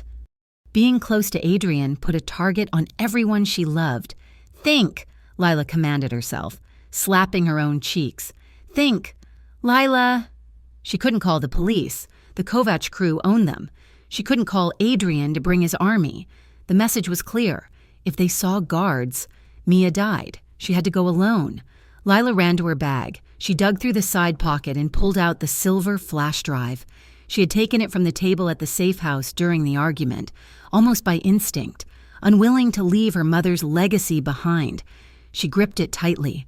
This was the leverage. She checked the address from the video. 1402 River Road. Lila froze. She knew that area. It was the abandoned warehouse district on the edge of the river.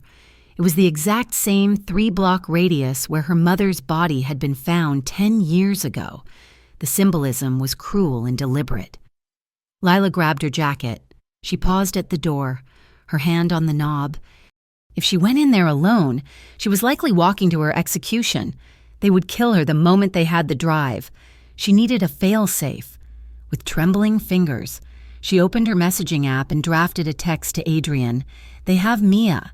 I am going to the old warehouse district on River Road. I have the drive. I am trading it for her life. Do not come in guns blazing or they will kill her. If I don't make it out, know that I never wanted to leave you. I just wanted the truth." She attached the video file to the message. Then, she pressed the options menu and selected Schedule Send. She set the time for 30 minutes from now. By the time Adrian got this, she would already be inside, and he wouldn't have time to intercept her on the road and ruin the exchange. "I'm coming. Mia," Lila whispered. She opened the door and ran out into the hallway.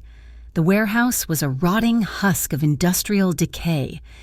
The roof had partially collapsed, and the windows were jagged teeth of broken glass. The smell of the river, brackish water and oil, hung heavy in the air. Lila parked Mia's car a block away and walked the rest of the distance. The wind whipped her hair across her face. She held her hands up, showing she was unarmed. The flash drive clenched in her right fist. The main bay door was slid open just enough to admit a person. Lila squeezed through. Stepping into the gloom, "I am here!" she shouted, her voice echoing off the rusted metal beams. "I brought it!" Movement stirred in the shadows. Floodlights suddenly snapped on, blinding her. Lila shielded her eyes, her heart hammering against her ribs so hard it hurt. "Drop the bag," a voice commanded. Lila let her purse slide off her shoulder to the concrete floor. "Step forward." She walked into the circle of light, in the center of the vast space. Mia was tied to a chair, just like in the video. She was conscious, her eyes wide and pleading. A man in a ski mask stood behind her, a gun pressed to her temple. 3 other men emerged from the darkness. They were armed with assault rifles, wearing dark tactical gear. The Kovac crew. "Let her go," Lila said, her voice shaking but defiant. "I have the drive. Let her walk out and I will give it to you." "That is not how this works, sweetheart," a smooth voice said from the upper walkway. Lila looked up. A figure was descending the metal staircase. He was not wearing a mask. He was wearing an expensive suit, though the hem of his trousers was stained with dust. Lila gasped. It was Marco Ferris, Adrian's consigliere, the man who had sat in the penthouse yesterday and argued against her presence, the man who had served Adrian's father for 40 years. "Marco," Lila breathed. "It is you." Marco reached the ground floor and walked toward her, a look of calm, arrogant pity on his face. "I told Adrian you were a liability," Marco said, smoothing his tie. "I told him you would bring the house down. He wouldn't listen. The boy is blinded by the same weakness that infected him the night your mother saved him." "You are the leak," Lila realized, the pieces falling into place. "You told Kovac where the safe house was. You ordered the hit on the SUV. I have been working with Kovac for 3 years, Marco admitted without shame. "Because Adrian is weak. He wants to go legitimate. He wants to build condos and fund charities. He's forgetting who we are. We are predators. Lila, if we stop hunting, we get eaten." "So you betrayed him?" Lila spat. "You betrayed his father?" Marco laughed, a dry, rasping sound. "I honored his father. Giovanni knew that power requires blood. Adrian thinks he can wash his hands clean. I am doing this to save the organization. Kovac understands the old ways. Once Adrian is out of the way, we will merge the territories." "You are disgusting," Lila said. "I am a realist," Marco said. He held out his hand. "Give me the drive, and I will make it quick for both of you." Lila took a step back, clutching the drive to her chest. "You said you would let her go." "I lied," Marco said simply. "Loose ends, my dear. Just like your mother." Lila's blood ran cold. "You were there," she whispered. 10 years ago. You were part of that, too. I drove the car, Marco said, his eyes dead. Giovanni gave the order, but I made sure it was done. Your mother was a stubborn woman. She refused to hand over her notebook. She died thinking she was a martyr. Rage, hot and white, flooded Lila's veins, momentarily eclipsing her fear. This man had watched her mother die. Come and get it, Lila hissed, backing away toward a stack of pallets. She needed to stall. She needed time. Marco sighed and signaled the guard holding Mia. Shoot the friend. No. Lila screamed, holding the drive over the edge of a drainage grate in the floor. You shoot her, and I drop this. It goes right into the storm drain. You will never get the encryption key. You will never get the accounts. Marco held up a hand, stopping the gunman. He looked at Lila with annoyed respect. You have fire, he noted. Fine. We wait. Hand it over, Lila. Don't be stupid. Tell me why, Lila demanded, her eyes darting to the exits. Why didn't you just kill Adrian in his sleep? Why all this theater? Because Adrian needs to be made an example of, Marco said, stepping closer. The streets need to see that going soft gets you killed. Lila checked her watch surreptitiously. 32 minutes. The message should have sent. In the Moretti executive office, Adrian's phone vibrated against the wood of his desk. He picked it up, expecting a status report from the tech team. He saw the name Lila and opened the message. He read the text. He watched the first 5 seconds of the video. The color drained from his face, leaving him looking like a marble statue. The glass in his hand shattered, amber liquid and shards exploding across the desk. Nico! Adrian roared, a sound so primal it shook the walls. Nico burst in from the outer office, hand already on his weapon. Boss? They have her, Adrian said, his voice deadly quiet. Marco has her at the River Road warehouse. Marco? Nico looked stunned. The consigliere? He is the traitor, Adrian said, standing up and buttoning his jacket. His movements were precise, mechanical, fueled by a terrifying focus. Get the team. Get the armored unit. We can be there in 15 minutes, Nico said, reaching for his radio. No. Adrian stopped him. The message says no guards. If we roll up with a convoy, they kill the hostage. Adrian looked at the phone again. Lila had gone alone to save her friend. She was walking into a trap to protect him from his own enemies. He couldn't just storm in. Marco would execute them the moment he saw a Moretti car. Adrian made a choice. He scrolled through his contacts and stopped on a number he had never dialed, only saved for emergencies. Detective Hayes. Hayes was one of the few honest cops left in Riverton. He had been chasing the Moretti family for years, but he played by the book. Adrian hit call. This is Hayes, a gruff voice answered. This is Adrian Moretti. There was a stunned silence on the other end. I assume you are calling to turn yourself in? Moretti? I am calling to make a trade, Adrian said, walking toward the elevator. I have the ledger, everything. 15 years of my family's crimes, the Kovac organization, the corrupt officers in your precinct, and the councilman. It is all on a drive. I am listening, Hayes said, his tone shifting instantly. I will give it to you. I will give you Kovac. I will give you Marco Ferris. I will give you the keys to the city, Adrian said, stepping into the elevator. What is the price? Hayes asked. There is a warehouse on River Road, 1402. My consigliere is holding 2 civilians hostage. I am going in there. You bring your task force. You surround the perimeter, you wait for my signal. If this is a trap, Moretti. It is the end of the line. Detective, Adrian said, watching the floor numbers count down. I want out. I want them safe. If you get your men there in 10 minutes, you get the career-making bust of the century. If you are late, you get a morgue. We are rolling, Hayes said. Adrian hung up. He looked at his reflection in the polished metal doors. He looked like his father. But as the doors opened to the garage, he knew he was about to do the one thing Giovanni never would have done. He was going to sacrifice the power to save the person. He got into his car, alone. Hold on, Lila, he whispered, revving the engine. I'm coming. The industrial district of Riverton was shrouded in darkness, the only light coming from the amber glow of distant street lamps and the harsh halogen floodlights inside the warehouse at 1402 River Road, outside. The silence was deceptive. In the shadows of the surrounding alleyways, unmarked sedans sat with their engines idling low. Adrian Moretti crouched behind a stack of rusted shipping containers 50 yards from the main entrance.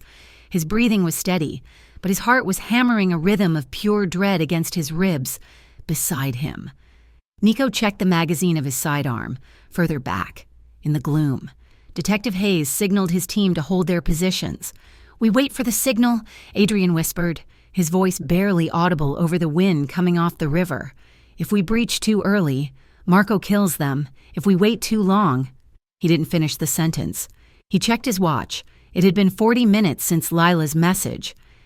Every second that ticked by felt like a tightening noose. Inside the cavernous warehouse, the air was thick with dust and the metallic tang of fear. Lila stood in the center of the concrete floor, her legs trembling but her chin held high.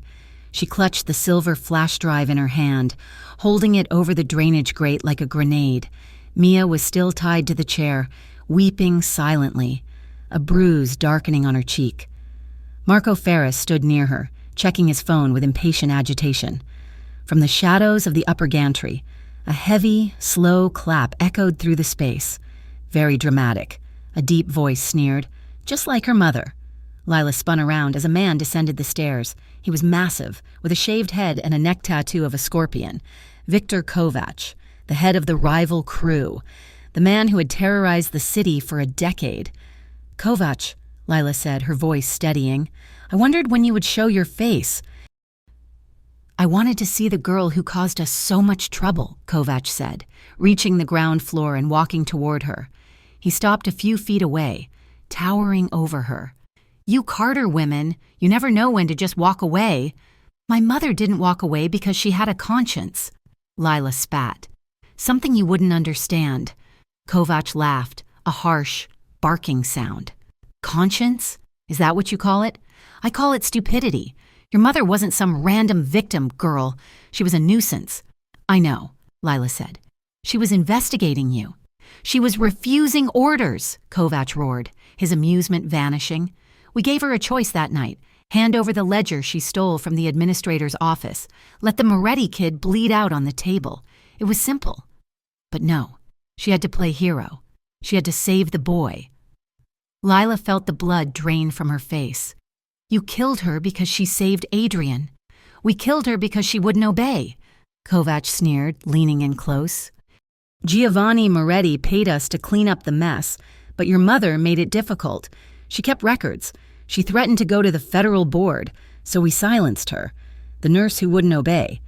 And now, you are doing the exact same thing." The revelation hit Lila like a physical blow. The image of her mother, standing defiant in a hospital room, refusing to let a young man die. Even as powerful men signed her death warrant, Giovanni Moretti and Victor Kovac, they had shaken hands over her mother's body. And the man she loved carried the name of the man who paid for the bullet. "She was worth 10 of you," Lila said, her voice shaking with rage, tears burning in her eyes. "She was a hero, and you were just a hired thug in a cheap suit." Kovac's face twisted in fury. He pulled a handgun from his waistband. "Enough talk, Marco. Get the drive." Marco stepped forward, reaching for Lila's hand. "Give it to me, Lila, it is over." Lila looked at the grate. She looked at Mia. She looked at the gun in Kovac's hand. "Now!" Marco shouted, lunging for her. Crash! The massive rolling metal door at the front of the warehouse exploded inward. A heavy truck rammed through the metal, sending debris flying. "Police! Drop your weapons!" A voice amplified by a megaphone boomed from outside. Chaos erupted. "It is a trap!" Marco screamed, scrambling back. Adrian and his men surged through the breach, moving behind the cover of the truck. Gunfire cracked through the air, deafening in the enclosed space. Kovac's men on the gantry returned fire, bullets sparking off the steel beams and splintering the wooden crates. "Get to cover!" Adrian roared, firing 2 controlled shots at the upper walkway, forcing the gunman to duck. Lila dropped to the floor, crawling toward Mia. She fumbled with the knots on Mia's wrists, her fingers slick with sweat. "Lila, look out!" Mia screamed through her gag. Lila looked up. Kovac was not running. He was standing amidst the chaos, his eyes locked on her with murderous hate. He raised his gun, aiming directly at her chest. "Die like your mother!" Kovac shouted. Time seemed to slow down. Lila saw the black barrel of the gun. She saw Kovac's finger tighten on the trigger. She couldn't move. Then, a blur of motion cut across her vision. Adrian had seen it. He broke from cover, sprinting across the open floor with zero regard for his own safety. He didn't fire. He threw himself into the line of fire. Bang! The shot echoed, louder than the rest. Adrian's body jerked violently in midair. He collapsed onto the concrete just 2 feet in front of Lila, sliding to a halt. "No!" Lila screamed, the sound tearing from her throat. Kovac prepared to fire again, but Detective Hayes and a SWAT team swarmed through the side doors. "Drop it! On the ground!" Kovac cursed and turned to run, sprinting toward the rear exit, clutching the flash drive that Lila had dropped in the confusion. Lila didn't watch him go. She scrambled on her hands and knees to Adrian. He was lying on his back, his face pale, teeth gritted in agony. A dark stain was spreading rapidly across the white shirt beneath his suit jacket, just above his hip. "Adrian!" Lila sobbed, her hands hovering over him, shaking uncontrollably. "Adrian, look at me! Are you okay?" Adrian gasped, his voice strained and wet. "I am fine. I am fine because of you." Lila cried. She pressed her hands down hard on the wound, trying to stem the flow of blood. History was horrifyingly repeating itself. Another Carter woman, on her knees, fighting to keep a Moretti man alive while sirens wailed in the distance. "Pressure," Lila muttered to herself, channeling her mother's voice. "Apply pressure. Keep him talking. Don't you dare close your eyes. Adrian Moretti," Lila ordered, her voice breaking. "Stay with me. You promised we would burn it down. Lila," he whispered, his hand coming up to cover hers, his fingers weak. I got the bad guys." At the rear of the warehouse, Kovac reached the exit door, but he fumbled with the latch. He heard footsteps behind him. He spun around, raising his gun. He didn't see Lila. She had left Adrian for a split second, grabbing a heavy metal pipe from the floor. Fueled by a decade of grief and a moment of pure, blinding rage, she swung it with all her might. The pipe connected with Kovac's shins. He howled in pain and crumpled to the floor, the gun skittering away. Before he could rise, Detective Hayes was there, a boot on Kovac's back. Hayes slammed the cuffs onto Kovac's wrists, ratcheting them tight. "Victor Kovac," Hayes announced, his voice grim with satisfaction. "You are under arrest for conspiracy, racketeering, and the murder of Danielle Carter." Across the room, Marco Ferris, bleeding from a graze on his shoulder, spotted a fallen pistol near the crates. He lunged for it, desperate to take one last shot at the man he had betrayed. "Watch out!" Nico shouted from the entryway. Adrian, still on the floor, saw Marco move. With a groan of agony, he rolled onto his side and kicked out, his boot connected with Marco's wrist, sending the gun flying. Ignoring the pain tearing through his side, Adrian grabbed Marco by the lapels and slammed him into the concrete. He pinned him there, his forearm pressing against Marco's throat. Adrian picked up the gun. He pressed the barrel to Marco's forehead. The warehouse went silent. The police lowered their weapons, watching. Lila held her breath. Marco stared up at him, defiance in his eyes. "Do it," he hissed. "Be your father's son." Adrian's hand shook. His breathing was ragged. He looked at Marco, the man who had raised him, the man who had ordered the hit on his own blood. Then he looked at Lila, who was watching him with wide, tear-filled eyes. He remembered the promise. A different future.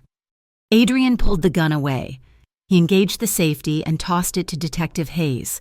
"No," Adrian said, his voice ringing with a finality that shattered the Moretti legacy forever. "I want him to live. I want him to sit in a cell for the rest of his miserable life and answer for what he did. Get him out of my sight." Hayes nodded, signaling his officers to take Marco away. "CT." Adrian slumped back against the crates, his strength finally failing. Lila was there instantly, pulling his head into her lap, stroking his hair as the paramedics rushed in. "You did it," she whispered, tears falling onto his face. "You broke the cycle." "We did it," Adrian murmured, his eyes slipping shut as the darkness took him. The weeks that followed were a blur of sterile hospital rooms and the flashing lights of news cameras. Adrian underwent 2 surgeries to repair the damage to his abdomen. He survived, his constitution as strong as his will. From his hospital bed, under the watchful eye of federal marshals, Adrian gave his testimony. He held nothing back. He handed over the flash drive, the ledger, and the decryption key. He detailed 15 years of operations, implicating Councilman Sterling, the corrupt precinct chief, and dismantling the Kovac syndicate piece by piece. He also laid bare the crimes of his own father, destroying the myth of the honorable Moretti family once and for all. Lila spent every evening by his bedside. The emotional toll was heavy. She mourned her mother all over again, the fresh details of her death a sharp wound. She wrestled with her anger at the name Moretti. But every time she looked at Adrian, pale, scarred, but finally free of the secrets, she found her gratitude outweighing her resentment. "I don't know how to forgive the name," she told him one rainy Tuesday night, holding his hand as he slept fitfully. Adrian opened his eyes, looking at her with clear, lucid focus. "You don't have to forgive the name, Lila. You just have to decide if you can love the man who is trying to change it." Lila squeezed his hand. "I think I already do." 6 months later, the courtroom was packed. The trial of the century. The papers called it. But today wasn't a trial. It was a sentencing hearing. Adrian stood before the judge, wearing a simple gray suit. He had accepted a plea deal. In exchange for his cooperation and the dismantling of 2 crime families, he would serve a reduced sentence in a low-security federal facility. "Mr. Moretti," the judge said, peering over her glasses, "your cooperation has been unprecedented. However, you must pay for your part in this history." "I understand, Your Honor," Adrian said, his voice steady. "I am ready." As the bailiffs moved to escort him away, Adrian turned. He scanned the gallery until he found her. Lila was sitting in the front row, wearing her mother's angel necklace. Her eyes were wet, but she was smiling. A sad, proud smile. Adrian looked at her, and for a brief moment he placed his hand over his side, the spot where the bullet had hit him, and the spot where Danielle Carter had saved him 12 years ago. Lila placed her hand over her own heart in response. He nodded once, and then he was gone. 18 months passed. The seasons turned in Riverton. The snow melted, the rains came, and finally, a warm, golden autumn settled over the city. On a quiet street in the revitalized downtown district, a new sign hung over a renovated storefront, Danielle's Place, Community Legal and Counseling Center. Lila sat at the reception desk, organizing files for the afternoon support group. The center was busy. Families who had been chewed up by the city's gang violence came here for help, for legal aid, for a safe place to talk. It was the legacy Danielle should have had. The bell above the door chimed.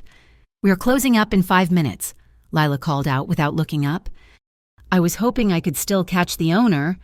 Lila froze. The pen dropped from her fingers. She looked up.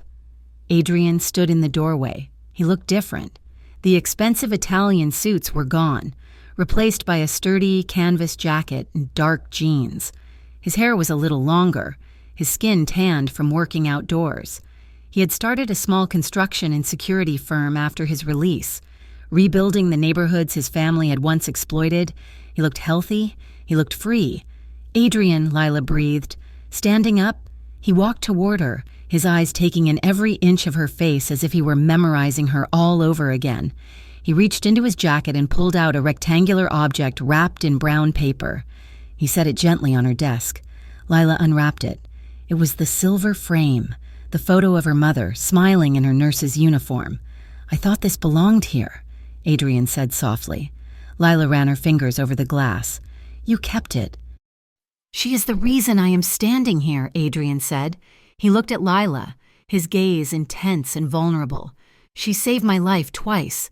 Lila once by pulling me back from death in that emergency room, and again by bringing you into my world to save my soul." Lila walked around the desk. The space between them seemed to vibrate with the time they had lost and the future they had won. "Are you okay?" she asked, reaching up to cup his face. "I am," Adrian said, leaning into her touch. "I am just a guy who runs a construction crew now. No empire, no guards, just me. That is all I ever wanted," Lila whispered. She looked into his eyes and saw the peace there, hard-won, scarred, but real. The darkness of the past was still a shadow, but they were standing in the light. Lila pulled him down to her. They kissed. It wasn't the desperate, fearful kiss of the safe house. It was deep, lingering, and full of promise. Adrian wrapped his arms around her, lifting her slightly off the ground, holding her close as if he intended to never let her go again. Outsy. The sun dipped below the horizon, painting the sky in shades of purple and gold. They rested their foreheads together, breathing in the scent of each other. "I'm not afraid anymore," Lila whispered against his lips. "As long as you keep choosing this. Every day," Adrian promised, his voice rough with emotion. "Every choice I make from now on will honor the woman in that photograph and the woman in my arms." Lila smiled, burying her face in his neck. They had walked through the fire and the blood, and on the other side, they had found something stronger than power and deeper than fear. They had found a love forged in truth. The end. "Thank you so much for listening to this story." "Why is my mother's picture here?" she asked. Mafia Boss smiled. "Because she once saved my life." I hope you enjoyed the journey of Lila and Adrian as they fought for truth and redemption. Please let me know in the comments where you are listening from. I love seeing how far these stories travel. If you enjoyed this series, please subscribe to Mafia Romance Stories and hit the notification bell so you never miss a new upload. I would love to hear your thoughts on the ending. Do you think Adrian redeemed himself? Was justice served for Danielle? Share your opinions in English in the comments below. Thank you for your support, and I will see you in the next story.